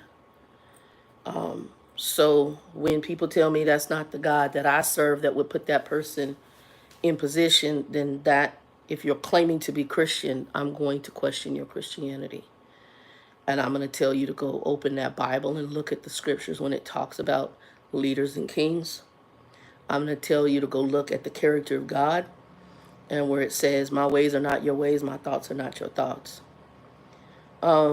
I was recently watching, there's a huge thing going on in the Christian arena on several levels. We know with organizations as well as certain ministers, there is a lot of bad stuff happening right now. A lot of, and I'm saying ministers in the sense that these are these huge mega television type ministers, right? That everybody believes that they Jesus. And they speak a lot of prosperity and motivational speak that may not even also totally line up with God's word, but they do it and they feed you what you want to hear. So you rah-rah them and you think that they're God's voice talking to you, right? And unfortunately, they're just a flesh blood human being. And you, again, this is where there's an accountability on you to go and get it. I always tell people, don't, even though I'm licensed in ministry, even though I'm studying right now to even grow stronger in my understanding of the word, and stronger in my ministry and Christian understanding. Oh, huge. It's going to go up through the roof. Girl, huge. Huge. Huge. Especially as things are lifted with places like the EEOC. Yes, sir. Yes, sir. It's getting ready to go up huge. You better be in a company where it is diverse, because otherwise it's getting ready to get real special. If you in these companies where it's not diverse and there's already question marks, like that transportation company I was working with, you might as well kiss it. They were already doing stuff anyway based on who they were, because they were already MAGAs. That one transportation company I was at, there's already MAGAs, so I already knew where that was gonna go. And like I said, God has moved for me in certain roles. And where I'm at right now, unfortunately with this knee, I may end up talking to the doctor to see if I can be permanent work from home. Because once I get this rollator, taking this rollator in and out the house and all that, and I'm going to be talking to my doctor's office. Because I only have to go in one week a month.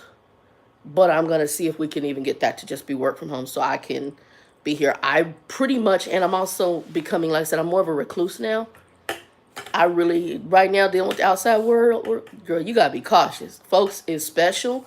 And some of the ones who have the racial views, they feel very emboldened. I went to Cracker Barrel today, and I could tell you just standing there. I was going to look at the candles. There was a lady in front of me, and they just kept standing. I'm here with a cane, you know. And instead of, she could have walked around the thing, and I'm standing right there to look at the candles. She basically almost pushed me out to excuse me, and I think she said excuse. I think she did say excuse me, but it was very aggressive, and it was about her, and it was just, you could tell. I could tell. Oh, okay, you don't like my kind of people. You think I'm less than you. And it's very, like I said, they're very emboldened now because they have somebody who supports their racial mindset. And again, I'm not a color, and I hate the whole color thing, the ethnicity thing. I hate it. And actually, if we did DNA tests right now, a lot of these folks who claim to be Anglo or white will get their feelings hurt if they want to go on this race card because they probably got some nigger up in them. I'm just gonna say, and other stuff. But we don't want to talk about that now, do we? Because it's easier for you to feel good. It's like when people will call now Jews white. Jews are not white. They are a people. They're an ethnic race. They're people of color. And I had to say this in a paper I wrote. If they were quote unquote white, why did the Nazis treat them in the way that they did? They're people of color. And matter of fact, if you look at them, their skin is more olive. It's not, and white by the term of what it was initially, like I said in previous videos, Anglo-Saxon, we're not the original Jews. Please do not go in that vein. We are not the original Jews. No, you're going to that Hebrew Israelite thing. That is all false.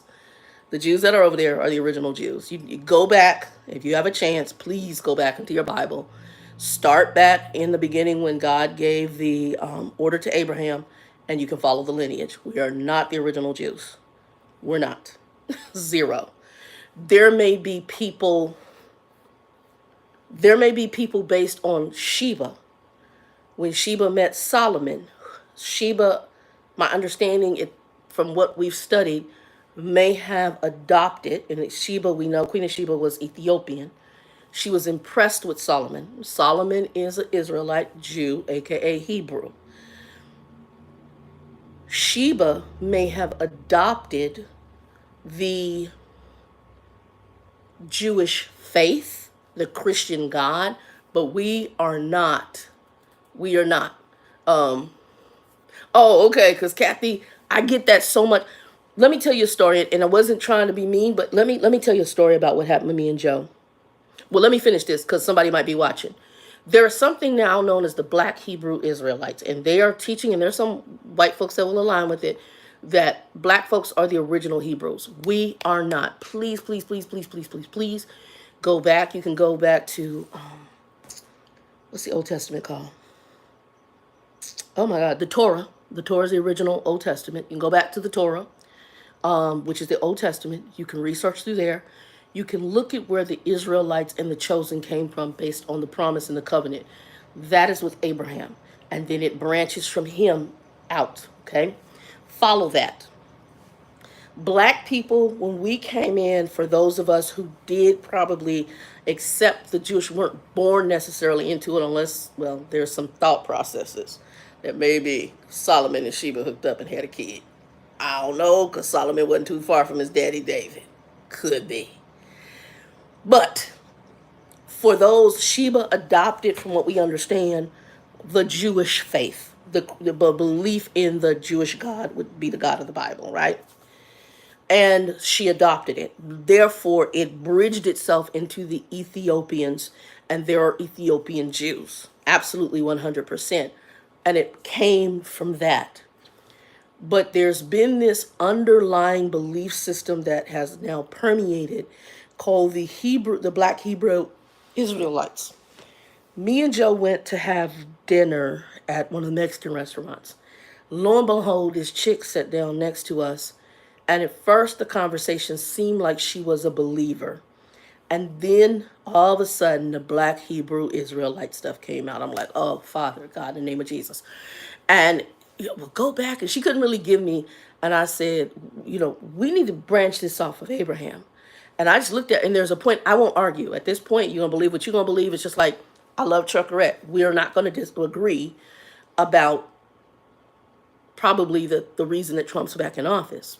She's going to have, hey, I hope everybody get what they get. I hope, they get shown. I hope all is best. I'm not like that.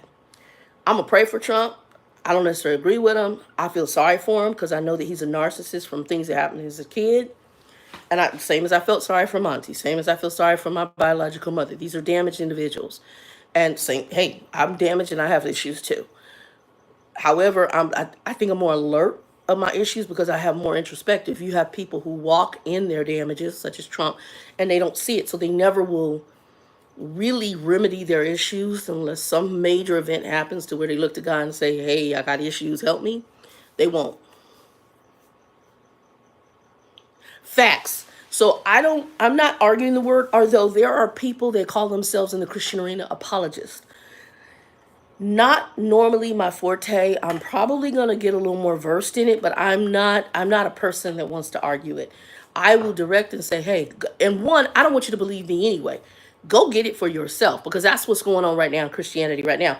We got a lot of people right now who are believing and worshiping other human beings. Like I said, there's a major issue right now where there's some stuff going on in a Christian organization where someone told, I'm the voice of God to this individual. I'm like, what, the Sam Double L hockey sticks? No, you're not. No, you're not. No, no, no, no, no, no. And that's craziness. But there are people that under this theological falsehood that has permeated certain church hierarchies believe this to be true.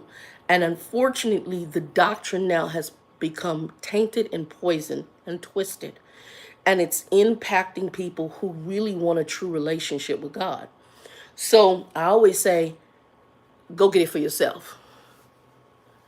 Girl, there's some stuff going on right now in the major television Christian arena right now. There's a hot mess on a lot of levels. Ministers, organization, there's a whole slew of stuff going on. That's just, and I believe like I said, everything is happening for a reason. I believe politically things are happening, on the Christian arena for a reason, on the public arena for a reason, and there's something getting ready to transpire here in this country. I do not see it to be good. I could be wrong. But I also know that things happen the way they happen for a reason. But if we look at the world outside, and it's something Nikki was saying, everything is really off. How people can't see things are wrapping up. What is that? Was it Korea that just did that? What did they do? They did like a lockdown, martial law. And not with a Kim Jong did, but I think the other Korea, South Korea, North Korea, whatever one. It's the other one. And come to find out, I think there's some money involved. And it's a whole bunch of weird stuff. And honey, them folks is hot. You got the mess over in Israel. And a lot of that impacted our voting. And I have my own view. I'm not going to get into it. Who's right and who's wrong in that situation. I'm not going to get into it because I know people will disagree with how my thinking is. I just know you would have come to my house and did some of the stuff I saw. I'm just going to say that's all she wrote for you. So, but it's so, things are so twisted. So what's right is wrong, what's wrong is right. And the victimizer becomes the victim. Is twisted. There's a lot of twisting going on in the world right now. A lot of twisting. So we're going to see how this is going to play out. Now, the one thing I will give him with old boy coming in, because he ain't rapped too right, girl, let's not even talk about that sister right there. Let's not talk about that sister right there. And everybody, and even I used to like her back in the day because she preached like we did. She preached like black folk. And all of a sudden, her last name was indicative of who the hell she is. I was like, what the Sam Double L hockey sticks? That baby done went off the rails. Crazy as a box of rocks. And that's the other thing. A lot of them in the arena who have been associating with that political figure, there's been some things that are starting to be unleashed about them.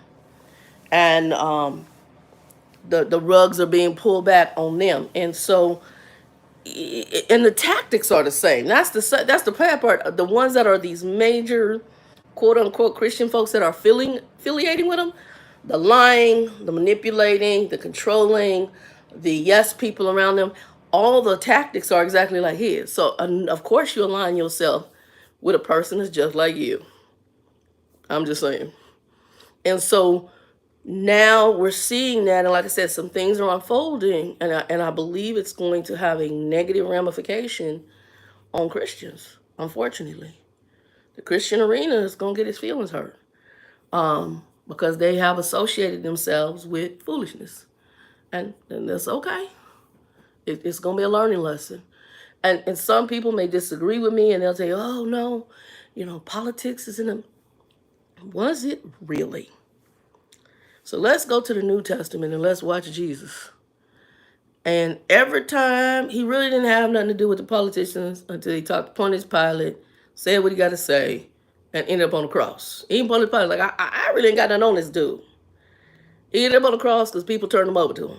And the religious of the day that were legalists and really not true believers, but about their own power, prowess, and money, and status and position, they traded in the Son of God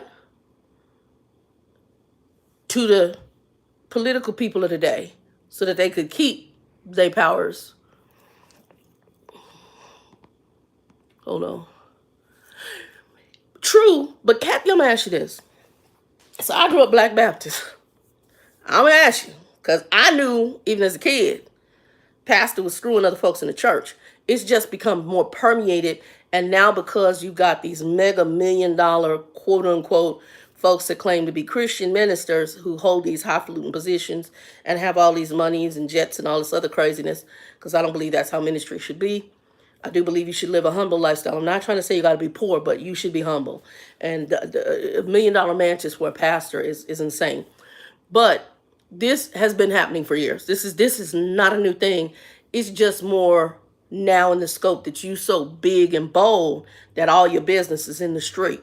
And I hate to say it, some of them are even more wicked because you got money, you got perversion, they messing with kids, they doing all sorts of perversion. Before, it might have been pastor was messing with some other woman in the church or somebody who was married. Now you got these nasty buzzers who's messing with children. They doing corrupt stuff with the money. All sorts of weirdness. It's about greed. It's about power, position, and they justify their crazy madness. And half the stuff they doing ain't scriptural, and half the stuff they preaching ain't even scriptural. So that's what I'm saying. I tell people, get this for yourself. Don't even trust me. Go understand, because you do need to judge. You need to judge whether what you getting is facts or fiction. You need to judge whether so-and-so pastor is teaching the truth. I have actually just talking to somebody, and they told me, hey, I was trying to follow the Lord, and I was in California. I went to this church. I thought this was the right church. Wait for it, because I couldn't pick. She said, hey, baby, how you doing, Liz? I ain't seen you for so long. How you feeling? How's your weather? I'm okay. You followed the other part of the video. I was sick, but I'm back up to par. But she said she went to this church in California. I ain't never heard of this. I follow the bouncing ball, cause it jacked me up. She like, I don't want to go to no church with no card readers. Card readers. So listen to this. So she went to a church watch night like the New Year. They doing this shut-in thing, praying, and they saying that they're gonna support this missionary family to go do mission work. Thank you, Liz. I'm trying. I'm getting. Girl, it's been a journey because I couldn't even walk. We'll get to that in a little bit. But they were gonna support this missionary family. Supposedly is what they were collecting money for. And then she said, yeah. And then they came out with card readers. I had to stop because I ain't never heard this. Check it. This church was walking around with card readers to take Visa, MasterCard, and whatever other credit card or debit card payment to the church. Girl, I never heard of that. Let me tell you, you go into a church and they doing that, that is greed on another level. Run, don't walk. I have no problem with them having an offering envelope and maybe putting a website on there and saying, hey, if you guys want to give offering or tithes. But when you walk around a church with a card reader, that right there is on a whole, yeah, that's greed on a whole nother level. That's greed on a whole nother level. And I understand people, I mainly debit card. I don't carry cash a lot anymore, but you can send a check, a money order, or it's like Monty. Monty always got money orders when he dealt with doing his tithe and offering. I pretty much would do the same thing if I'm donating. Now, I do have websites I go to, and I'll give money from there off my debit card, things of that nature. But if I go into a church and they walking around with a card reader, I'm heading stage left. I'm out. That is weird to me. And that's taking things to a whole nother level. I got nothing. And then what she told me they did with the money is that the pastor and people in the church who were in the little leadership clique, they took a massive vacation to the Caribbean on that money. And so she fell away because she was so turned off. It's called a church hurt. Facts. Sister, I get it. And that's why I said, don't come to me about not judging. Yes, you do need to judge. Judge has to do with discernment. And if you see that that tree is bad, if you see that the fruit from that tree is bad, run, don't walk. Throw it the peace sign. You can pray for it. You don't do vengeance. You pray for the folks and you keep it pushing. You keep it moving. Like I said, I'm watching some stuff going on in the Christian arena right now, and I wish I could sit down with these two babies and say, first of all, I come from wickedness. So let's talk about your wicked parent, because your parents are wicked. They're wicked. And honestly, you think this just started. No, baby, this didn't just start. This who these people were. I can tell you from some of the old videos that they're showing right now of some issues that happened in this ministry. And the fact that if they're doing this now, they were doing it back then. You being kind. And I know you want to see, and that's the other thing. We want people and we want God to look and appear as we want them to be. I'm going to tell y'all a quick story. It's a story of a friend of mine. This story is good. So I got a friend of mine. And when I started meeting his family, I didn't know there was so much drama in the family. And I met a sister of his who has, her kids she has a daughter who's really ratchet. The daughter was living with her for free. Daughter wasn't raising the kids. The mama would give the daughter money or check and go cash the check and go pay these bills. And the daughter would go to the casino and gamble off the money. And then the mama have to reach out to family members to get help with paying the house bills and everything. The mama had a mortgage. Her mortgage was like $500 a month. You don't even know what that's like for a little condo that was enough for her and her grandkids. But this ratchet daughter, the kid's mama, was staying there, and she wasn't supposed to be there because CPS deemed her not supposed to be there because they were about to take the kids away. And so the mama took the kids, and they said, hey, she is not to be around these kids. So when I first met this sister and the ratchet, I hadn't met the ratchet niece yet, but I met her kids. My friend said, I need to drop something off at my sister's house, and she's going to be moving next door to us. And she's going to let her house go into foreclosure because she didn't have enough balls to tell her daughter, get the hell out of my house. So he says, well, she ain't going to move. The daughter won't move with her to the house next door to us. That's why she's moving over next door to us.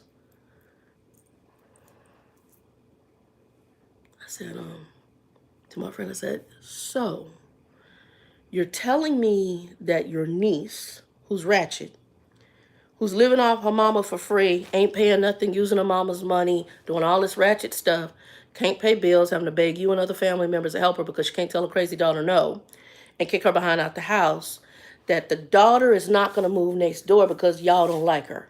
Yeah, she know none of the family like her, so she's not going to move with my sister. My ninja, what are you smoking and drinking? I said, I'm going to ask you this question again. She don't pay your sister no money to live there. No. She don't pay for anything in the house. No. Your sister gives the check to her, and the next thing you know, her check is gambled off somewhere. Yeah. Uh-huh. And your sister is going to let the house go in foreclosure, move everything out to a house next door to you, and leave her there. That's what you're saying? And you think that that's going to make her go away? You and your sister. Well, yeah, because she knows the rest of the family like her. Your niece is going to move next door with your sister. She's going to be right there with her, and she's going to bring all her ratchetness with her. She's not going anywhere. No, she won't. Yeah, she is. But I'm not going to argue this. Once she moved, let me know what happened. So the move happened. He didn't talk too much about it, so I had to ask. Kathy, you already know, right? The move happened. I said, so, your sister moved, huh? Oh, yeah, she moved. Where's so-and-so? She's in the house. Which house? The house next door with my sister. Facts. I said, I told you so. It's amazing to me. I don't know what that is.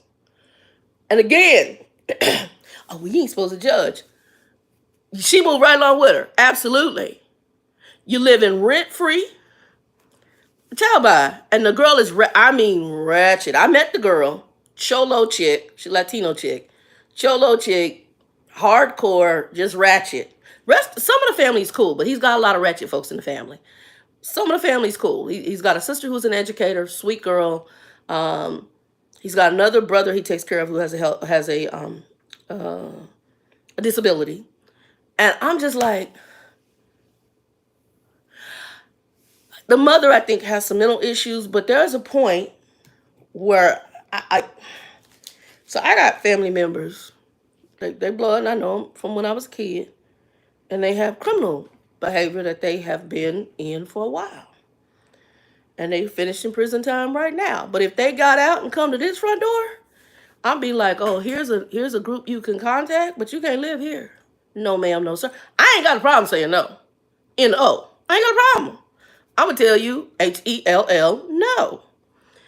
Because when my biological father was alive, and the woman you've been with off and on for all these years and had a bunch of kids with, you got your gang friends and everybody else following this woman around because you ratchet.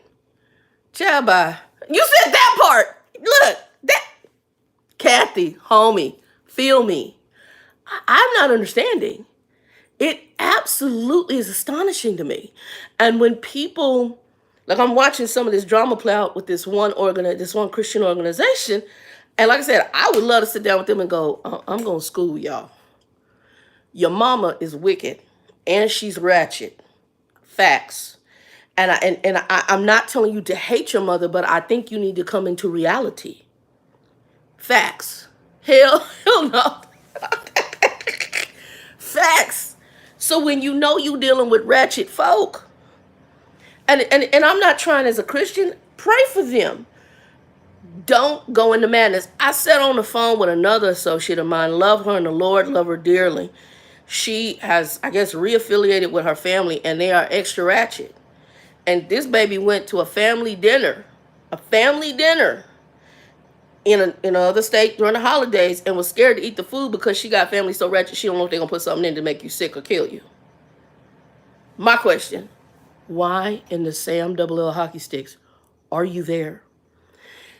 There's this thing, and I get folks may not want to be lonely, and I get they function into dysfunction. I'm like, bruh, you got to break free. If you got ratchet people in the family, run, don't walk. Just because they bluff. Let's go Bible. I'm going to go Bible. When God called Abraham, I'm talking to Abraham. I said, Abraham, I want you to leave your family. I'm going to say it again.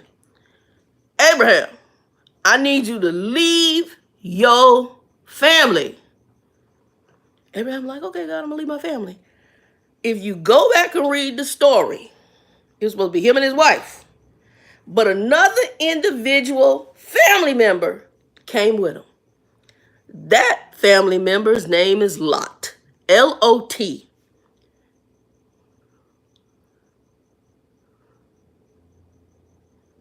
Facts. You go back to that Bible story and you go tell me what happened between Abraham and Lot. Lot moved to a little known city known Sodom and Gomorrah. I'm going to leave it there. Figure it out. Go read it. Because you didn't listen. And secondly, it's a sign to tell you about family. Facts. Lot is related to Abraham. Abraham was given the order to leave his family, and he took family with him that, by my understanding, should not have come because God said, leave your family. Why in the Sam Double L hockey sticks did you take Lot? I'm just saying.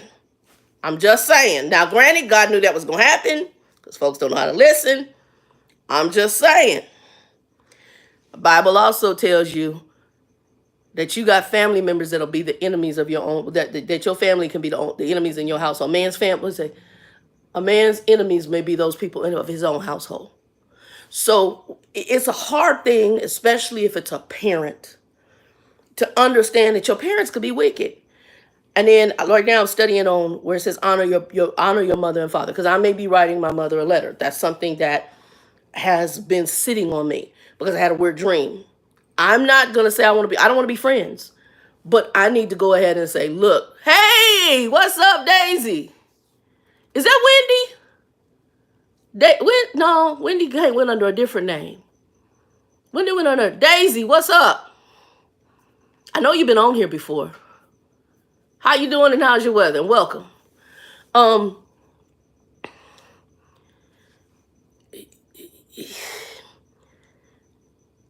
I'm not trying to tell anybody to hate family. I'm not. And I had to talk to my friend because I went through 30 minutes of listening to the madness and I shut it down. Because I have made a clear distinction of the foolishness I'm going to do. It can be me and Jesus. I'm going to be all right. If it ain't nothing but me and Jesus, I'm going to be all right. Me and Jesus, we right here. I'm going to be all right because I'm going to trust him. I'm not going to have madness. And I find that when I listen to people and I listen to family sagas, madness. And the stuff that family does, madness. Like I said, there's a saga going on right now in the Christian arena. We got molest, incest covered up, protection of the pedophile, money issues, a whole bunch of saga. They want to be God. They want you to worship them as a child, as if they deity. There's some other stuff that I got question marks. I can't.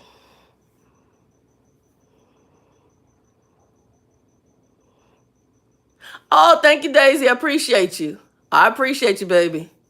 Are you a driver? But it's too much. And I'm not trying to tell people to hate family. I'm trying to tell you to make right selections. And I mentioned this show before, and I think it's well written, I think it's the Greeleys or the Greenleafs or whatever. Lynn Whitfield plays the mama. It's a Christian family. And okay, you be safe on that road wherever you drive, and please be careful, especially in this time of the year, because it's crazy out there on them roads. I'm just saying. And folks have that entitlement mindset, because I'm dealing with claims and accidents now. That entitlement mindset that people have when they drive, and I see it out here when I'm out here driving. They mad. It's maddening. Greenleafs. Lynn Whitfield is the mama. The daughter comes back to help with the ministry. Hey, Wendy, what's up? By the way, Fallen Angel is Wendy, y'all. How you doing? And I heard Colorado, one of my trainers is in Colorado. And Colorado, your weather been kind of warm, I heard. Y'all ain't been as cold as usual. But Lynn Whitfield plays the mama. I think it's her brother is the Chester molester. The daughter comes back with her baby and sits at the family table where the Chester the molester uncle done molested her sister who committed suicide. He now done gone raped another girl in the church in which they're getting ready to have to pay. They done paid the mama, and the mama, who's sorry because she want the money, she told her daughter not to say nothing to get the money, and your child is walking around raped and damaged from all that because people will support, which is twisted, sick, wicked, and demonic, the pervert in the family, in churches, for money, Because it's some ninja you're sleeping with over your child and not tell the truth or protect the child to protect your money, your reputation. It's insanity. It's wicked. Like I said, my biological mother did the same thing. Trying to keep a ninja. You knew what you married. You knew he was a perv. You knew when the perversion started. And you did nothing. That's a sick, twisted individual. I'm going to forgive, and I have, but I'm going to put it in writing. I'm going to say, because I had a dream I need to put in writing, and she needs to deal with her stuff. We need to do introspection. That's what David did. When King David went and screwed Bathsheba and then sent her husband to die and got her pregnant in order to cover up his sin, and the prophet came to him, David had to repent. And most of the Psalms are him repenting because, and David always was a question mark for me, because God said it's a man after his own heart. But I understand why. David truly did a lot of introspection to his own sin. And that's what we all have to do, because we all have it on board. We all have issues. The question is, what's the level? And especially now we got the Holy Spirit. We don't need to be where David was. The Holy Spirit wasn't freely moving back then. It's a whole different story now that Jesus done come. But what's the level of madness that you are going to stay around? And like I'm seeing a situation with a particular, like I said, ministry right now, where they've woken up to the wickedness. And I know distancing yourself from people you may have grown up with, and especially your own parent, it's heart-wrenching. I get it. But I also know when I look at scripture, some of the things that it tells me, and it tells me that the enemy can be those people in the household, can be those in the family. And it also tells me when Jesus, there was a part where Jesus is talking and walking along together, right? And he says, he's telling this man that wants to follow him. And he says, oh, I'm going to follow you after I go bury so-and-so, a family member. And this is what Jesus said: let the dead go bury the dead. There are people in your family, friends, family members, whoever, not like zombies, but they the walking dead. They will never choose life. They will never choose a Christian or a relation with the Lord. And unfortunately, you can love them and you can pray for them. They are deaf. And so you follow Jesus and you let the dead be dead. And sometimes you need to make an exodus. Just like Jesus pulled the Hebrews, aka Israelites, aka Jews, out of Egypt, it's time to leave. And unfortunately, you need to leave the dead behind. And if they're wicked, if they're crazy, if they got a lot of drama, do not live in function in the dysfunction. And it's hard because some people are so blind to it. It becomes their normal. Facts. Walk, don't run. That's all that's required. Follow them. I think that's what you're saying, Kathy. Leave them behind. I listen sometimes, and I shut it down because I had this conversation, and I was hoping that the individual, because I can tell they're coming around, but they were telling me about a friend. It was a bunch of drama. Then I had my other friend call me with issues with her family, and the friend she's telling me about was the one kid was telling me about problems with a friend she knows and all the family issues. And I said, why are you listening to it? One thing I give Grumpy. Grumpy had a saying. He said, if it ain't profitable, and I'm not talking money, I'm talking about if it's not something, if it's going to be a bunch of detrimental drama that brings you down, why do you have it in your life? And I'm not saying you can't pray for people who are going through things. I'm not saying you're not supposed to listen to a point, but when you see that people on a regular basis, my buddy, I had to finally tell him because he has so much ratchet stuff, the sister, the drama, all that ratchetness that he had going on. I had some dreams about stuff, and he kept it in his house. I said, I don't want to hear anything else about your family. Zero. I don't want to know. We can go have lunch. You can talk about these family members, but if you talk about any of the other family members, as soon as I change the subject, you should know it's done. I don't want to hear it. I don't want to know. I don't care to know. I'm not about ratchetness. I'm not about craziness. And it's like when my friend told me, you went all the way outside this state to your home state to go sit with family members you know have mental issues. You got some that you scared to sit and eat a meal because you scared they're gonna put something in there to poison you or make you sick. You gotta wait for other folks to girl bye. And this was what I said. Why were you there? You already know. But because you want to, this is my family. I know people who went to prison behind family.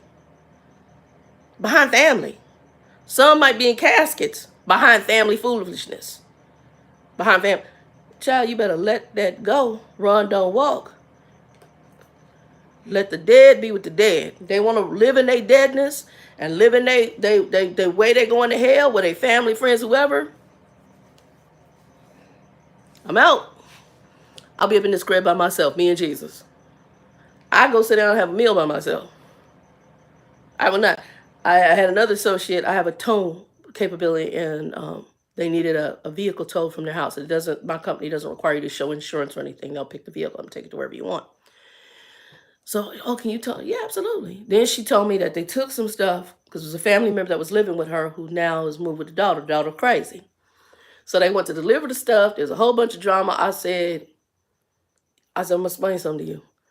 I will help you, but we're gonna drop it off in the neighborhood and they have to deal with it. Well, no, no, I'm not doing that. And if that's what you want, then you need to handle that. I'm not going to involve myself in craziness because that's what sounds like you enjoy that. I don't enjoy that. Being angry, mad, arguing with people, I don't get off on that. There's people, my mother was like that. She got off on screaming and being a bully.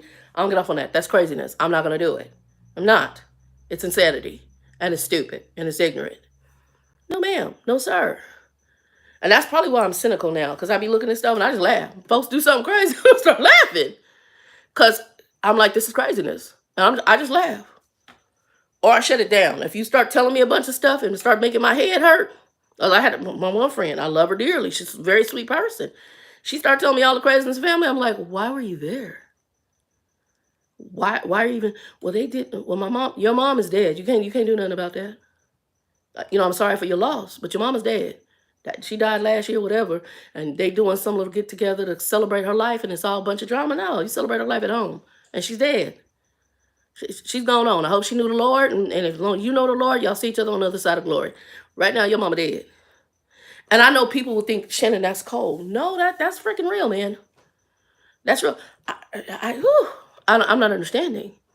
But there's people who function in this weird dysfunction, and then they sit up there, they're stressed out. My buddy, be stressed out, depressed, half crazy. I'm good. I ain't got a lot of money. I survive. I will listen to some music, do some stuff around the house, surf the internet, read a book, talk to the Lord. I will be by myself, me and Jesus, and I will be okay. I don't want your madness. I don't want somebody else's madness because it's a choice.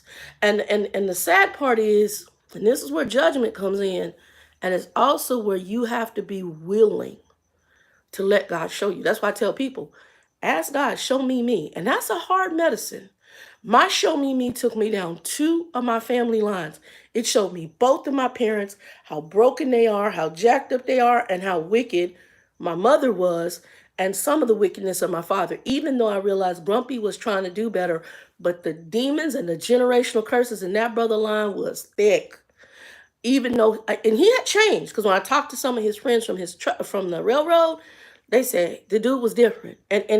And he had overcome hurdles, but once I met the extended family from his daddy's side, questions were answered. And I'm like, oh, wait. My biological mother, that baby right there. Oh, wait. Damaged.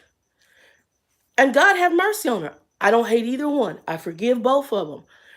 I was able to deal with Grumpy better because me and Grumpy had more of a friendship. Her, it's a whole nother level. Every time around her, whatever the demonic force is in her, it comes to the table in some form or fashion in order to try to start a fight, some drama, always just being a jerk. And I'm not going to play that game. So I just get calm and get away. And I have not dealt with her since I got sick and the behavior I had. because that did it for me. I've several times tried to overlook everything from physical abuse to you knowing that the stepfather, your former husband was a perv, knowing, and the things that you said and accused a 9-year-old child of. Oh no, I'm good with you. We're good. I'm gonna leave that to Jesus. I forgive you, and you and God work that out. And the biggest problem is you never come back and apologize. No, ma'am. Correct. You've never come back and apologized. And that's what kills me. And it's weird in families because my mother's sister, oh, you need to forgive your mother. I have. But what they think forgiveness is, because they're not where they are and they should be in their Christian walk, is that you forgive and y'all should be in this relationship and be up there at the table, just like in the Greenleafs, and sitting up there with the perv, the supporter of the perv, the one that ain't never apologized because their pride is in the way. They haven't had introspective. They haven't repented to the Lord, and they haven't come back to you and said, I am sorry, I was wrong. You ain't got to do it. You go ahead and deal with God on that. I forgive you. I forgive you for all that you did. And I'm going to ask you to forgive me because there was a point where I actually hated you. Now I feel sorry for you. And I forgive you. You're forgiven.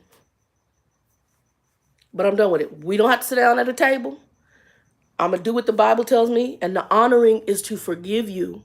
But the honoring also tells me to leave the dead where they're at. And if you want to be dead in those trespasses and sins without dealing with them in the way you should, that's on you. That's between you and Jesus. I'm done with it. Forgiveness does not mean if you in a marriage and the dude is beating your tail and then I forgive him. And you think you should go back up in there and forgiveness mean getting some more tail beatings. And every time he beats your tail, he going to say forgive. And you believe that's honoring a marriage.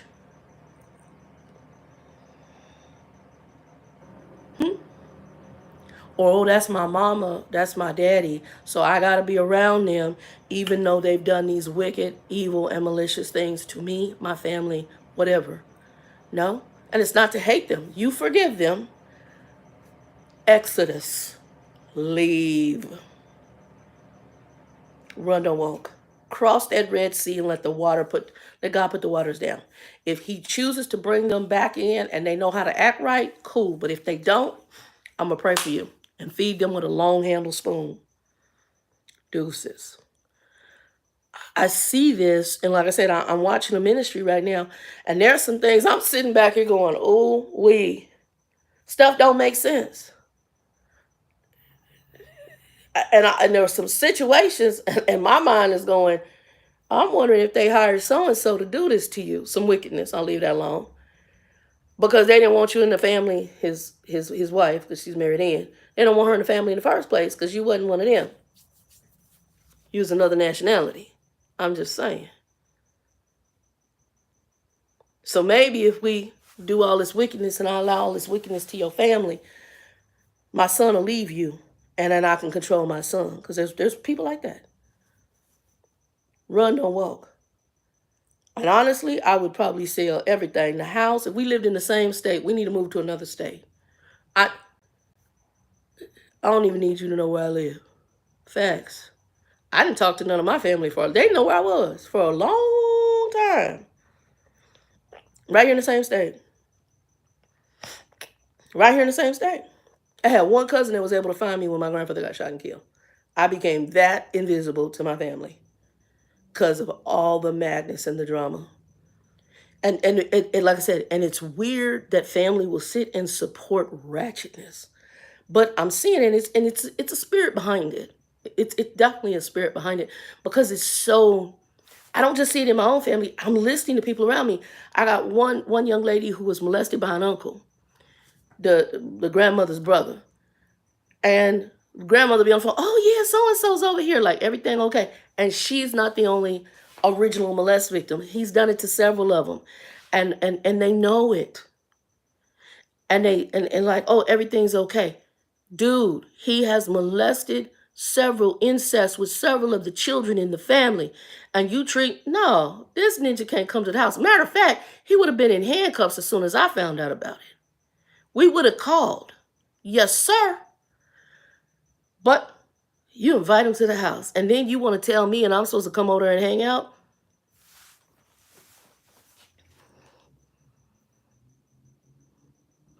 foolishness and craziness. And that's the normal. And they want you to sit in the house with the person who puts you in a precarious position and supports the perv, protects the perv. We ain't got no more words. I'm going to forgive you, but we done. I'm going to leave you in Jesus' hands. No vengeance, no hatred. Correct. None. Zero. And you talking to somebody who is a molested incest victim. I know. I know the ratchetness. I've seen it. And the thinking where you're going to, it kills me. You want the victim. Oh, you need to go forgive the victimizer. My mom was also physically abusive, mentally abusive.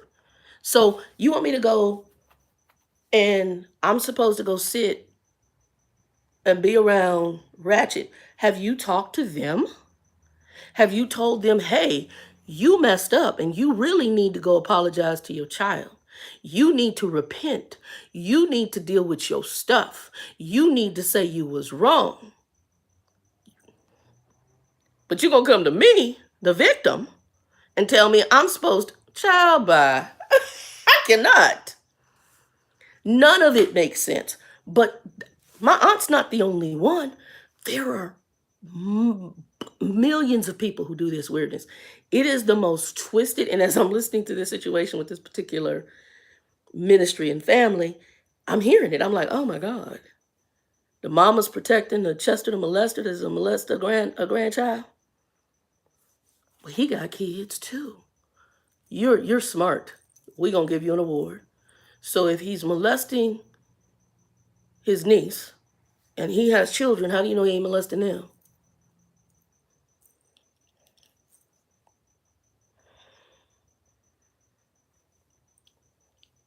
But you're gonna protect the victim.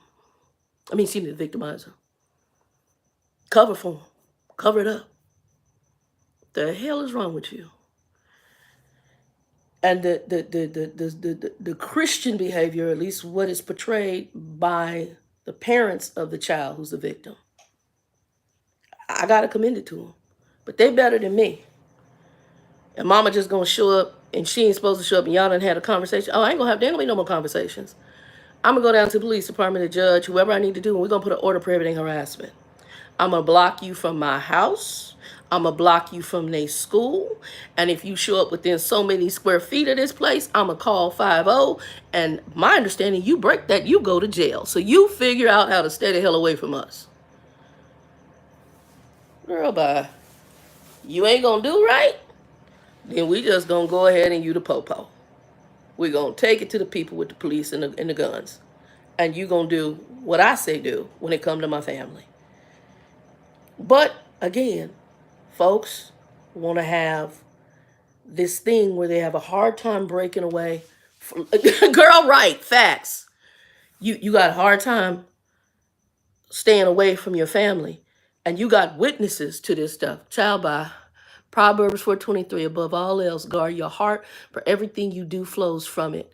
So in my opinion, leaving sick, toxic people alone, even if that includes family, then so be it. Correct.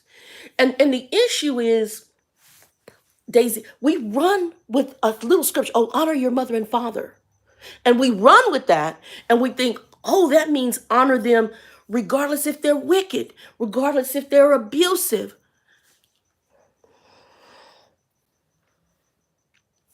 And I'm going to say this, and God forgive me if I'm wrong.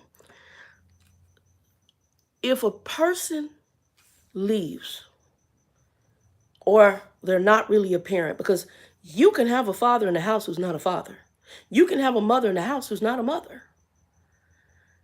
And even though that may be their biological title, and you can honor that, if they're not that and they're abusive, are we going to be so legalistic that we leave a child in the detriment of the person that had them? And let me give you some real examples because I've had them. I had a friend of mine, she used to foster special needs children. And there was a baby that she got from the Native American tribe here in Arizona. The baby was born perfectly healthy to a mother in which Child Protective Services had to go out on several occasions. They suck. And this is a long time ago. This was back in my 20s.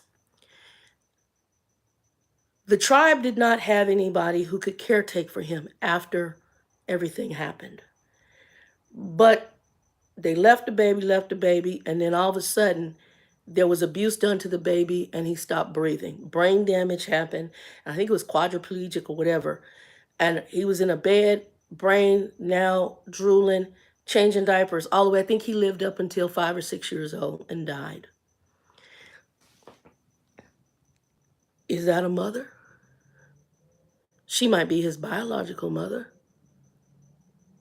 Hey, Flipbed, what's up? How you doing? You in Florida? How's things going? How's the weather? It might be his biological mother, but is that a mother by the standard that a mother should be? The Bible tells you I'm a father to the fatherless. My biological father was not around as I'm growing up as a kid.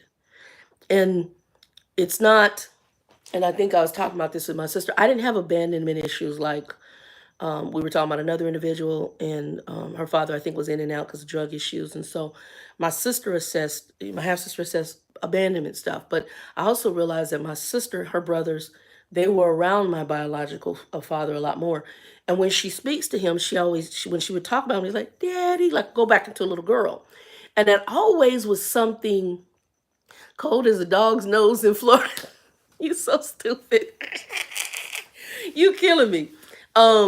She would always when I heard her say it, I was like, whoa, because it snapped me because I'm like, this ninja ain't nobody daddy. He don't know how to be a daddy. He's our biological father, but that daddy figure, that person you would go to, it just wasn't that. And I honor the fact that, but unfortunately, that's what she had. And I believe that some of that has to do with a little bit of the abandonment personality of you in and out, in and out, in and out. And you're really not that daddy, okay? He didn't introduce you to the family. Um, I think my grandmother may have known of them, but I had a great aunt here. She like, what do you mean? What other kids? You and Norris, the one who was imprisoning me. That's all she knew. I said, oh, there's like 4 or 5 other kids. I know my great aunt like, Shannon, that tells you who he was. So God is a father to the fatherless. Even though I have a biological father, and I'll be honorable about it. My father was God in heaven, and the father figure I had was my grandfather, my mother's father. And even that was sketch. Correct. You do, even if they're foul, even if they're ratchet, but you just have to move on.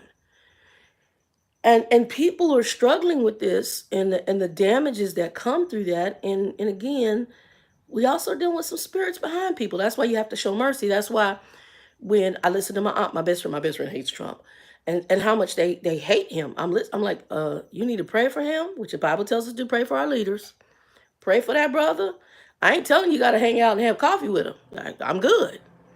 But you do need to pray for him. We need to pray God's hand on him and pray favor opposed to craziness. But we need to pray for him because he's damaged. We don't hate people and we don't hope vindictive stuff. And if you're serving a God who that's what he's about, I'm going to tell you it ain't the God of the Bible. That's going to work it the way you want it to work it. It's not about us. It's not about us. And some people they have this twisted view of Christianity. They have this twisted view. They take a one scripture and don't take other scriptures in context. So if the Bible tells you to avoid wicked and stay away from wickedness, what if the wickedness is your parent? What if the wickedness is certain family members?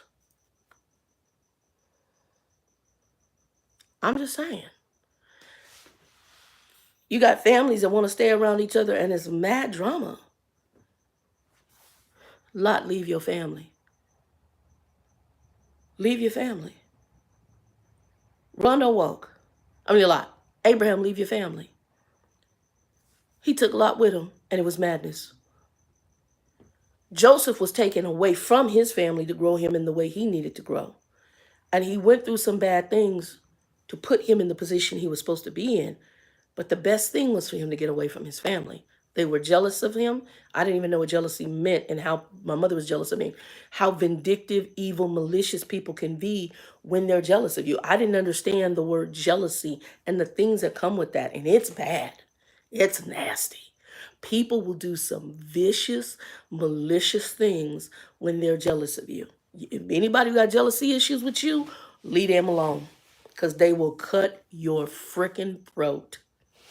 Leave them alone. If you pick that up, then you have to judge it. Some people will be jealous. And if they're jealous, go and leave them over there in the corner. Leave wickedness alone.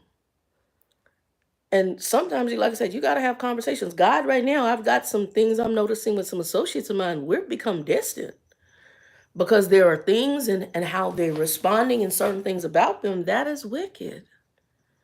And I'm noticing the distance is doing this. And I'm like, okay, Lord, it's in your hands. I've shed people in my life. And really, God has me more one-on-one at him now. And I'm okay with that.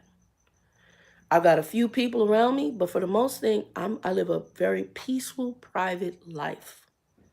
I'm not caught up. I'm not there anymore. I'm not there anymore. I'm not about a lot of drama. And the older you get, the less tolerant you are of craziness. Now, some people, they enjoy craziness. Do you? Not over here. Zero. Not here. I will not and I cannot. Facts, Daisy. And it's not to say you hate people. I pray for my mother. I pray for Trump. But I'm not, my aunt is all caught up in all these things. And I'm like, sis, stop. Why? Go read the Bible.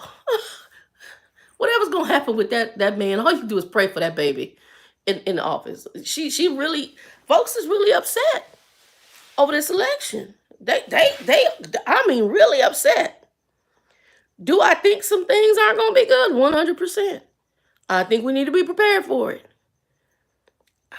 How it's going to turn out, I don't know. Like I said, we might want to have an optional country because it's going to get rare, I think. Whatever's going to happen, is going to happen. And all we're going to have to do as Christians, true Christians, is trust God and pray. And pray. And pray. That's all you can do. Maybe the rapture will happen before this. I don't know, because things are weird. Stay away. Facts. And even in family, it's hard because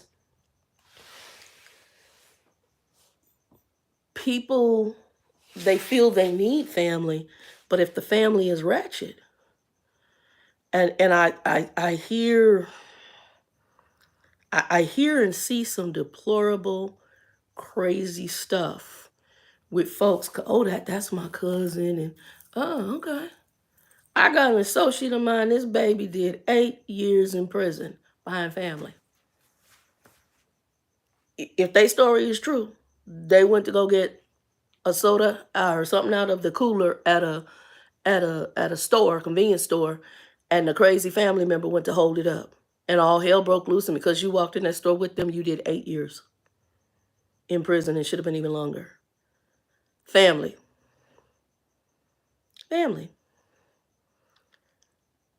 I don't care if blood or not. You might want to judge accordingly.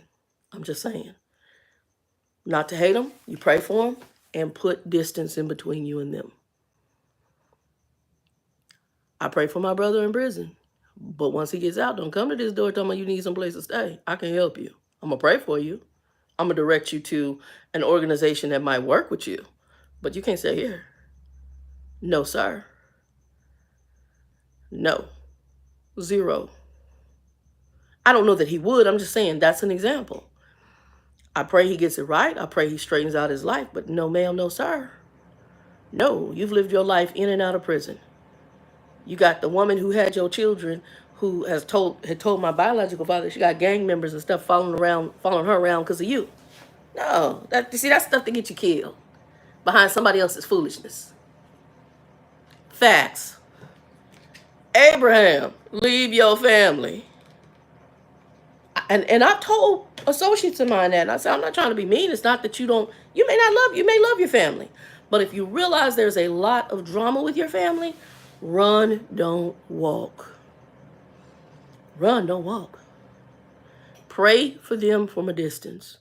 Even people, and I say this, and I have a statement, and you can use this any way you want. Even folks who say they friends or want to be friends. I got people, and sometimes they want to be friends, and you might not be able to deal with me. And my feelings are hurt. I got a saying, I'm gonna put it on a t-shirt. F you, I got enough friends. and I'm meaning it in a bad way. Flip you, frick you, forget you, however you want to put the F. I got enough friends. And that friend could just be me and Jesus, that'll be enough friends. Point blank, period. Enough said. I cannot. I will not. No more. And that's wisdom. The Bible tells me avoid wickedness. It basically tells me the people who are wicked, they wake up and they just automatically do wickedness. They can't help it. Hey, Annette, how you doing? She said they voted for a low-life criminal.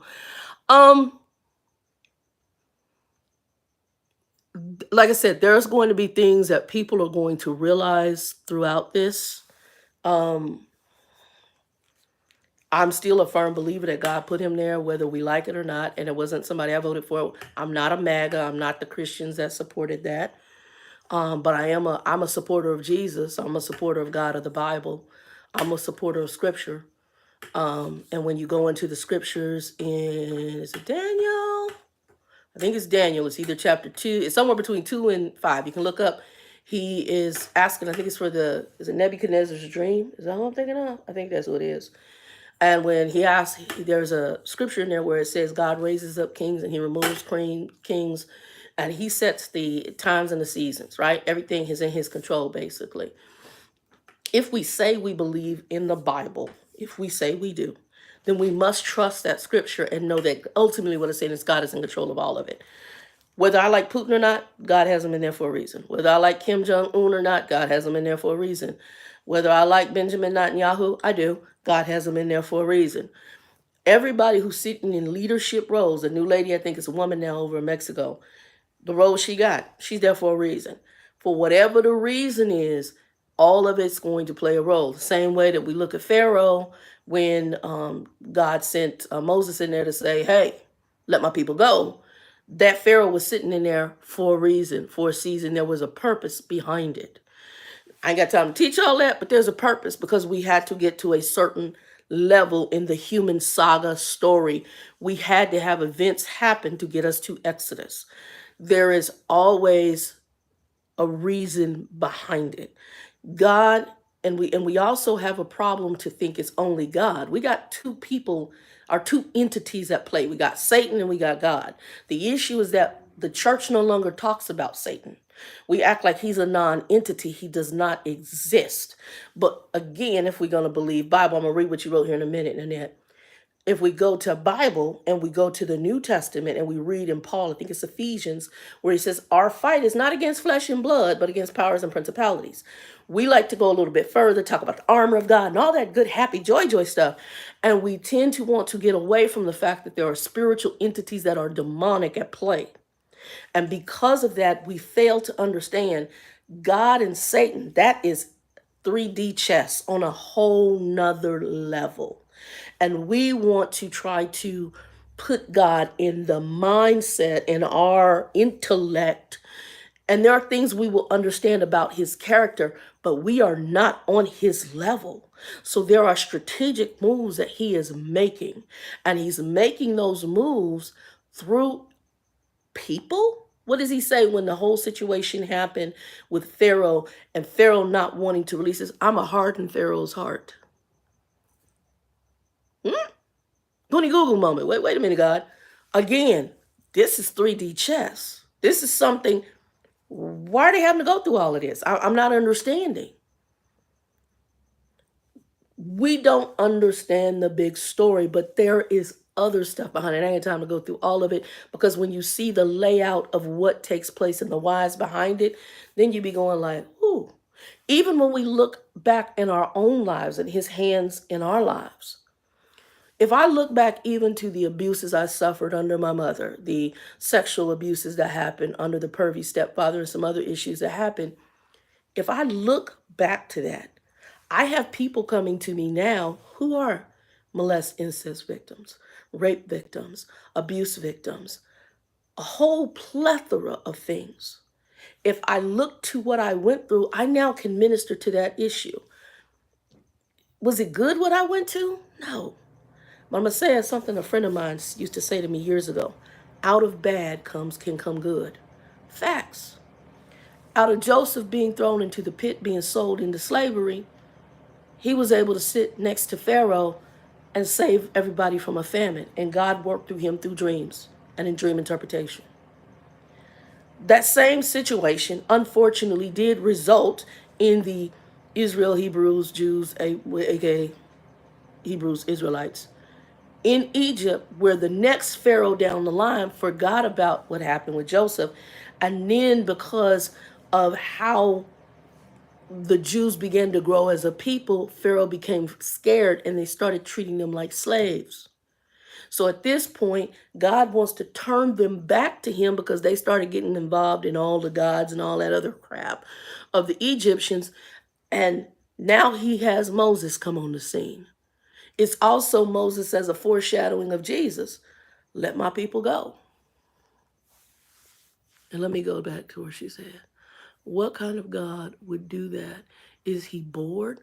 Look how those innocent people getting blown up in that war. Who are we? Please, growing up, they did not teach us that he would be so petty to humans. Good and well people are not perfect.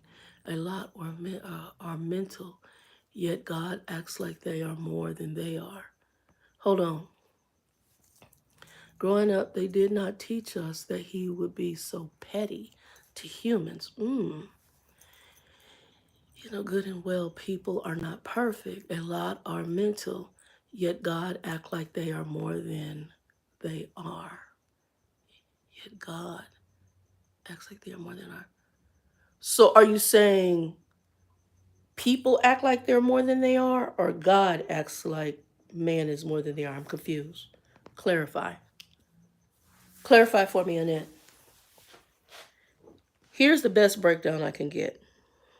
And I said this in a class. I'm going to school right now for theology. We have a concept and we try to put God on our mental level.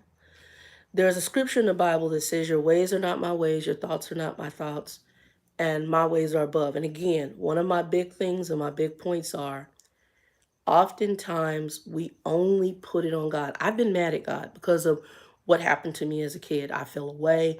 I was angry. I've had some things happen in churches. I fell away because of things that happened. Because I failed to remember this fact. And once this is something that's set in my spirit, I then understood I'm dealing with two spiritual entities. I'm dealing with God and I'm dealing with Satan. I'm also dealing with the human nature of man. So we're dealing with three things. I just did a study for a small group because I found that a lot of Christians did not have fundamental Christian foundation. And what that means is you don't understand anything about the base foundation of how we ended up in the situation we ended up in. How did we end up with sin? How did we end up in the separation from God? How did we end up where a Messiah had to go to a cross, and why? How did we get here? How did we get here? Some people will tell you sin started with man. Sin did not start with us. Sin started in the angelic realm with Satan. His name was Lucifer. These things aren't being taught. And because there is a spiritual thing in the background of all of this, there are aspects of it that we, as old people say, I ain't gonna know till the by and by. Hold on, let me go back down.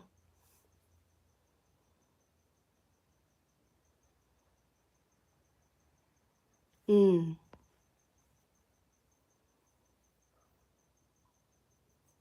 Mm-hmm.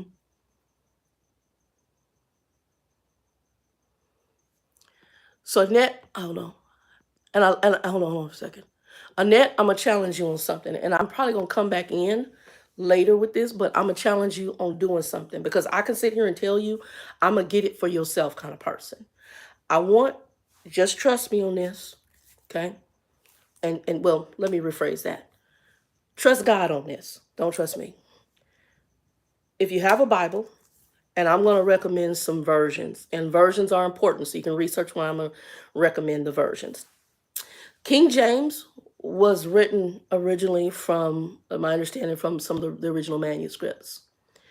But because we no longer speak Elizabethan English, it is a very hard version for people who are trying to understand scripture to get. Okay? Try to get either New King James, which is also a translation from the original, written more in the language that we have now. Also may do some clarity in things that are left out in some of the translations of the original. And then the other thing that I'm going to recommend is either that or the one that they have us for the school is the ESV. That's one that we use for theology because that is another English Standard Version. So it's again putting in a language that you will understand. And what I'm going to challenge you to do is I want you to read 1, 2, and 3 of Genesis, chapter 1, 2, and 3. The reason, and I'm going to read these in a minute, the reason I'm going to tell you to read those is because it's going to set the foundation for you to understand all the characters at play. And that is what I'm finding is the biggest issue with a lot of people that I'm talking to. Friends who claim to be Christian because they sat on a pew. My grandfather put a plaque on the pew and they think that that makes them Christian. It does not. You must have your own relationship. And before you start reading, God is somebody you can be very free and honest with. If you don't believe me, you go look at the Psalms and David was ratchet. King David was ratchet. But David was very honest with God about his stuff. And I would challenge you, be honest with God. Hey, God, right now, how I'm seeing things, I don't see why this about you. I don't see that about you. I need you to show me. Give me understanding. I can sit here and tell you all day, but if your man logic is not aligning, it's going to be deer in the headlights for you until God opens it up and peels back the layers for you. Okay? Because I can tell you all day, I have talks with associates of mine, and when I'm talking to them, one of my friends, he's Catholic. I don't know what they teach them. I'm just gonna be honest. He's Roman Catholic. I have another friend who's Byzantine Catholic. Two different worlds. Because I'm like, I didn't know about the Byzantine Catholics till recently. But my Roman Catholic friend, I'm like, what do they teach y'all?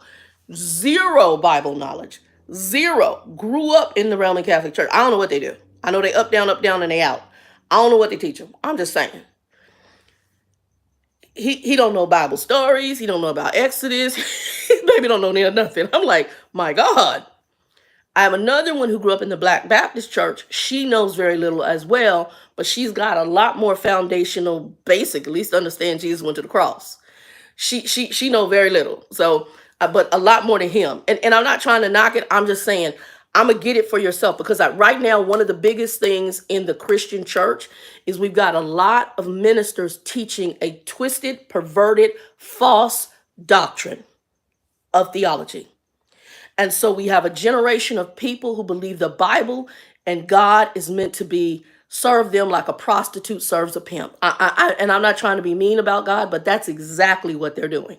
They believe that that's what God is.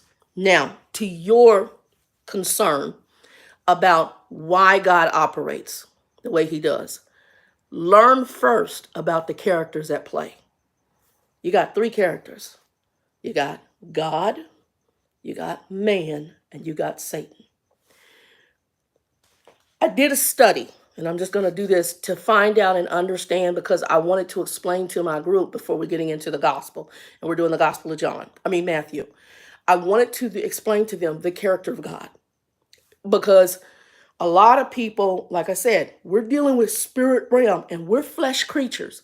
Granted, we're threefold just like God because God said he made us in his image and his likeness. So I have a spirit, I have a soul, and I have a physical body. Okay? I have those three things. He's a threefold nature. God the Father, God the Son who came in a physical form for us, and God the Holy Spirit. So that three entities as one, as a person working together. There's three different sides of who he is as what we call the Godhead. So these are the three people working together, right? Another very difficult thing, I'm not going to get into that. But we need to understand his nature and understand the why and what he created and how we got to where we're at. That's in Genesis 1, 2, and 3. Those three things will tell us about this planet, our creation, our fall, and the introduction of Satan and the introduction of God to us. Okay? Once we get that and can get that baseline foundation, and if we went through the history more in the Old Testament, some things might make even more sense. I'm not going to go there. Then move into understanding Jesus. And you have to move that way to even get the what I'm going to call the full unlock of things. It'll help you. And if you can study the characters, like go research, and there's a way you can Google it. You can Google things about looking up the scriptures about Satan, Lucifer. He goes under the name Satan, Lucifer, serpent. You can go research that and read about him. I can tell you right now, just from that research, narcissism, that comes from the enemy because he's a narcissist. Lying, manipulation comes from the enemy because that's what he does. Deception, all of that comes from him. And then we have God. And there are times he has commanded some things because we want to make him fluffy. We want to make him a teddy bear. While he is loving, he is a father. And the problem with us as human beings, problem with children, that we even see in families now, is we feel entitled that it should be our way. When did a child have the right to run the show? If you're a good parent, you training and speaking in their life. And if you're a good parent, you're also going to have to discipline them. But in today's world, we got a bunch of children that have become grown children because they have no idea. That's why you get these people talking about, I'm adulting. I was just telling my friend who Vivian, she's a school teacher. And she said, what the hell did you just say to me? I said, adulting. What is that? I said, oh, you ain't heard that term from the grown children? She said, I said, grown folks, 20 plus. I'm adulting. She said, no. I said, basically, they doing what me and you have had to do once you become 18 and older and take care of yourself, pay bills, live, and they consider that adulting. She said, I cannot. Because that's entitlement. So we got a bunch of people who are entitled children that are grown, that have not been raised, who's still on mama's nipple, and feel entitled to whatever. That's the nature of man. I want it my way. But there's something bigger than you that created you, that spoke you, that is a father. And he's got the right to discipline you. And the way he disciplines is a little different.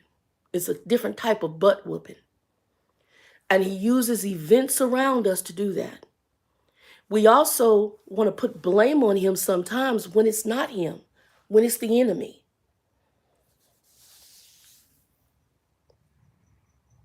Well, why would he allow? Why would he step? Because these events need to take place how they need to take place. And sometimes there is a war going on that is huge.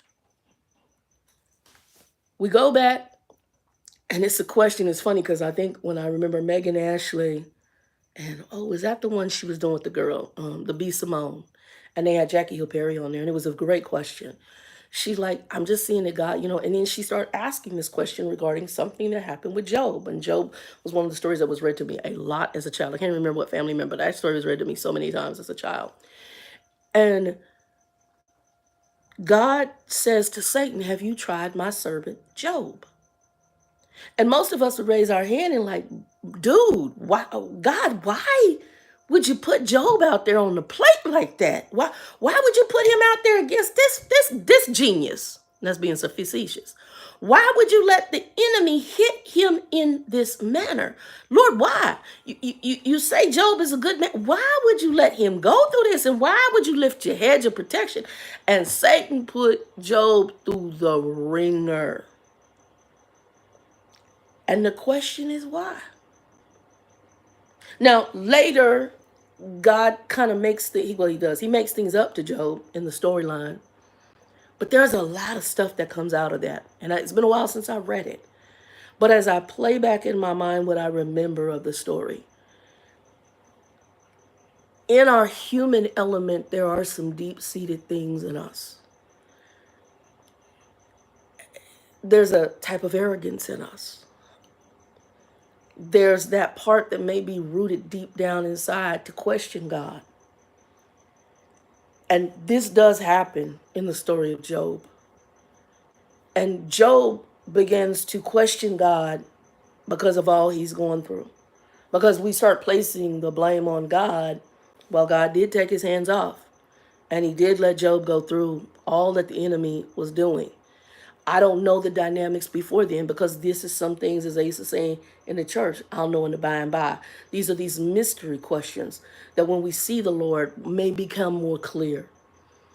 In the little brain I have here as a human, I then have to ask the question, did Job take it on the chin for somebody else that Satan was looking at going up against? Because the Bible tells us that Satan is like a roaring lion seeking who he can devour, who he can kill, who he can go after. And maybe because God knew that Job was stronger in his faith, that he said, hey, you know what? Instead of Bobby Joe down the road going through what Satan is trying to do, let me let Job stand in this battle. I don't know. It's just a thought. Because Satan is going to go do something to somebody. Because we gave him free reign when we failed in the garden. Once you go understand that. In essence, we traded the birthright over to Satan. That's exactly what we did. We had dominion over this planet. He laid it all out. He gave us everything. Asked us to do one thing as humans. Don't eat from a particular tree. And our foreparents, Mama Eve and Daddy Adam, couldn't listen. They disobeyed. And the trade of the birthright of the planet from God creating us was traded for some food. There's another story in the Old Testament that kind of mimics it, parallels it, of two brothers, Jacob and I think it was Esau, where the birthright is traded for some food.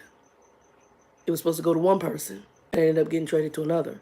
And I believe that story is there as a parallel to the garden. I can't prove it, but that's when I read it, that's the first thing that comes in my mind.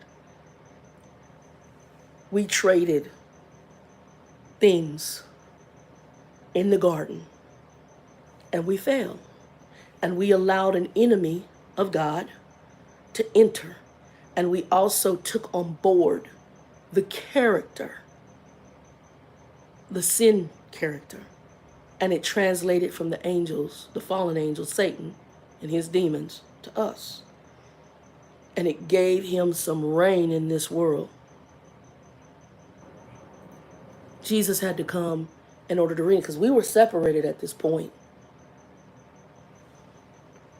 He never did, Kurt. Speak on that. He never did. He did question God. And so your questions, is it Daisy? Hold on. Or is it Annette? I think it was Annette. Hold on. Who is it? Who asked me the question? Give me a second. I'm getting them mixed up.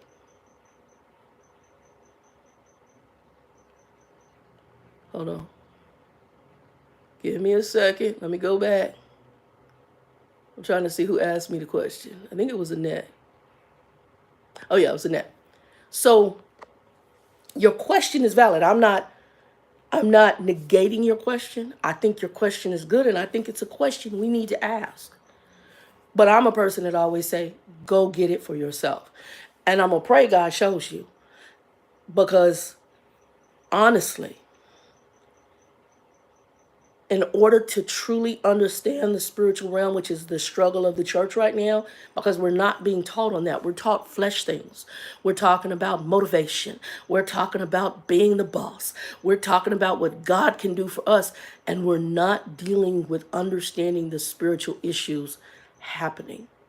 That's why we have ministers right now with all sort of demonic stuff going on in the background and demonic stuff they're teaching, because they got wickedness on board, they got demons on board, and we're not discerning because we've already been fed a poison pill.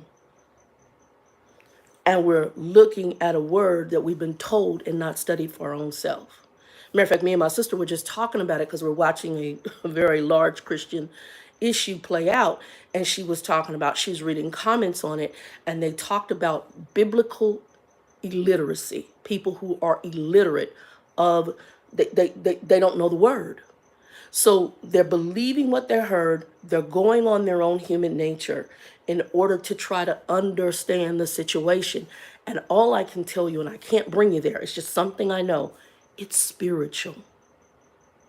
And we are dealing with two forces, and these guys are playing chess. And unfortunately, we are the pawn pieces in the middle. Had our foreparents made a different choice, we wouldn't be here. It would be a different game. But unfortunately, this is where we're at. And again, God knew this was going to happen. He already put events in place to redeem those out of it. And this is really what, in the way I see it, and go with me, this is a way of really seeing who is his and who isn't. It really is. This is what this whole human Satan God saga is. It's really to see who will be his and who isn't after the fall. And he knew the fall was going to happen. Also, it teaches us something, because he gave man everything. One flipping tree we weren't supposed to eat. One flipping tree. Y'all eat everything you want. Dominion, everything. And this is where kind of the little God things come out. But it was almost like man was a little God. They were little kings and queens over or king and queen over this. You in charge. You running the show. I've given this to you. Anything you want to eat is here for you. All provision is here for you. Don't eat that one tree. Satan come up, smooth Willie. He didn't only trick man. His first trickery was up in heaven dealing with the angels. And if you go look at his character, bro, like I sit back and laugh. He's good at his job. And thank you, and I'm sorry if I said your name wrong, baby. Thank you, Kathy. He's good at his job.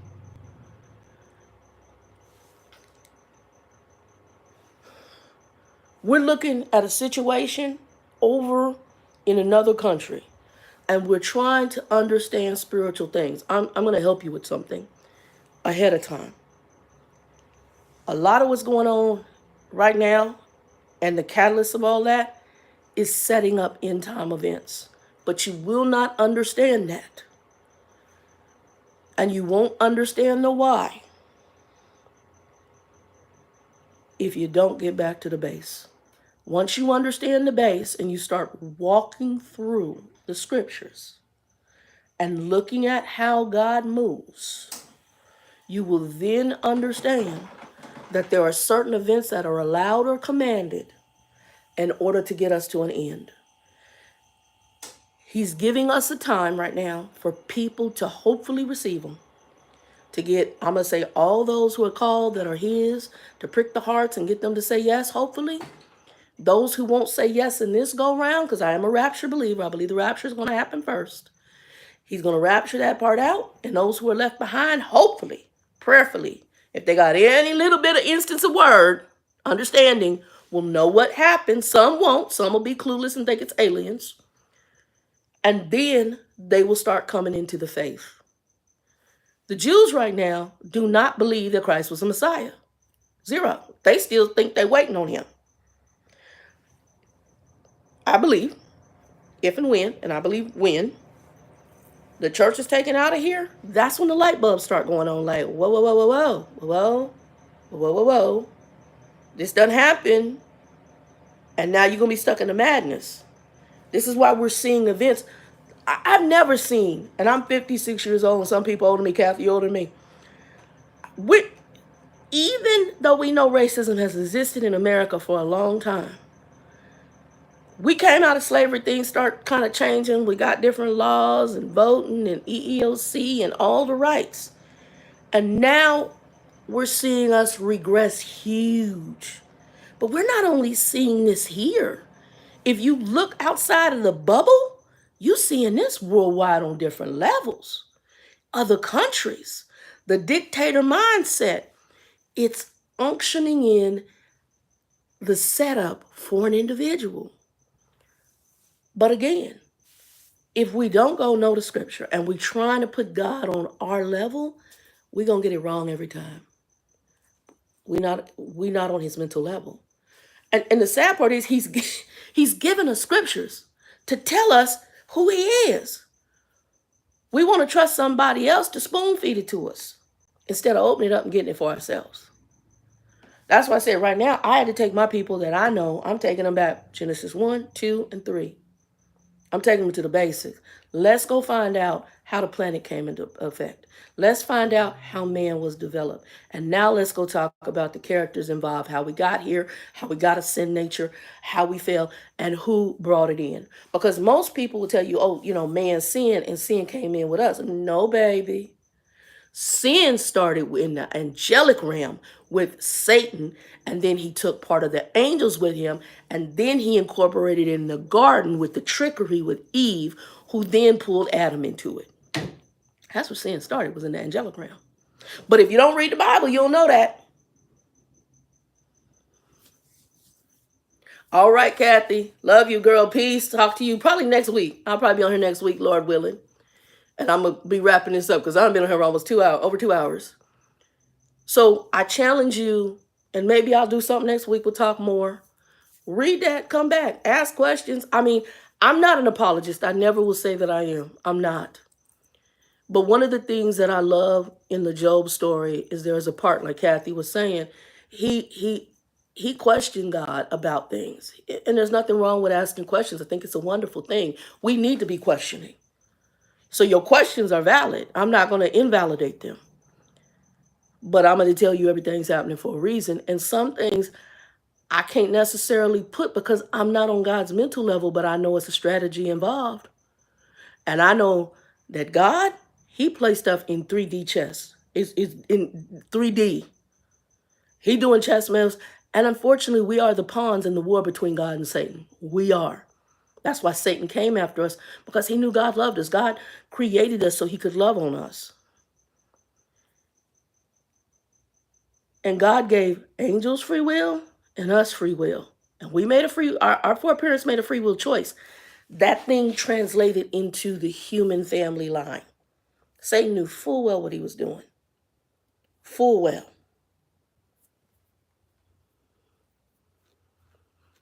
So there's a lot, but I'm going to say start there. Genesis 1, 2, and 3.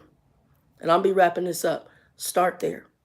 As far as what's going on in Israel with the Palestinians and the Jews, put that on the back burner for a little bit and know that ultimately, regardless of everything happening in this planet, God is aware and he is in control. And all of it has happened for a reason. We could say, hey, God, why did you let Joseph be thrown into a pit by his family, enslaved and sold into slavery by his brothers, and thrown into Egypt? And I'm going to go back to a little saying a friend of mine said, out of bad can come good. And if we see the events of the human saga, and unfortunately, we hard-headed, and Satan is busy. The two things are hand in hand. We hard-headed, and Satan is busy. We want things our way. Every time the Hebrews, aka Jews, got out of line in the Old Testament, they went into captivity. God like, okay, I'm going to either let you or command for you to go into captivity because y'all ain't listening. And that was their butt whipping.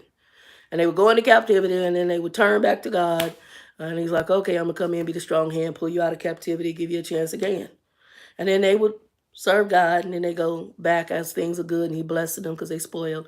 And they go and start worshiping other gods and doing other stuff, and they go back into captivity. It was a dance. That's what they do. I'm just telling you there's a purpose and a point. Start Genesis 1, 2, and 3. Once you start there, and before you start it, talk to God. Look, even if you're not sure you believe in him, because I got people that I'm talking to right now, I know there's question mark for them. Lord, if you are real, show me. If you real, show me and give me understanding of this word. I tell people, pray. Take my flesh eyes off and give me spiritual eyes. Take my flesh thinking off and give me spiritual thinking. Take my flesh hearing off and give me spiritual hearing. I want to be able to discern lies, truth from lies. I want to know if I'm dealing with somebody who has some demonic stuff. And I can almost, well, I'll say fact. For the most part, I have a way of picking up on, not that I see demons, but I see the characteristics of them. So I can interact with people and I can see the spiritual stuff behind them. It's really weird. And it's something that has started happening to me probably in the last 5 years. I can actually pick up on the spiritual stuff behind people. And there's stuff I just pick up on. I can't explain it. In the old gay lifestyle I was in, we called it gaydar when we would walk up on each other and I could see a very effeminate woman or I could see a very masculine man, and they would look like they straight as heck, but I could tell you if they were gay or straight just like that. And that's a familiar. So that's a demonic force. It's a familiar. We didn't know that's what it was, but that's what it was. There's things now I can pick up on people and interacting with them. When the girl sat next to me and Joe, I was just like this. Because there was something, I couldn't put my finger on it because she was saying one thing, but her character was giving me something else, the character behind it. And as she started, and I'm listening and I'm like, ooh. And I start, because there was a question mark. It was like it would take you into virtually scriptural stuff and then it would twist it. I'm like, oh, I'm dealing with a spirit. Now, she never said she was a black Hebrew Israelite believer, but that was the doctrine she was spouting. And when we got out to the car, I had to explain it to Joe because Joe's a New Ages. Anything goes. He's open up to a whole bunch of different spiritual stuff. So I had to explain it to him. And I was like, I want you to try to hear me because I have to talk to him like that because he doesn't get it. What we just encountered was something that is not of God. And it is a poison gospel, or a poison theology she's teaching. It's not even a gospel. It's a poison theology she's sharing with you. They believe they're the original Jews. They are not. And they will take you through some scripture of how we're going to take it back to Abraham, because Abraham is where the Hebrew Israelite Jew situation broke off of. That's the conversation that took place right there. And that's the family line we go through. And he was not black. Was he a person? And I hate the word black anyway, because the whole color thing is ignorant. Race, one. Human race, one. We are ethnicities.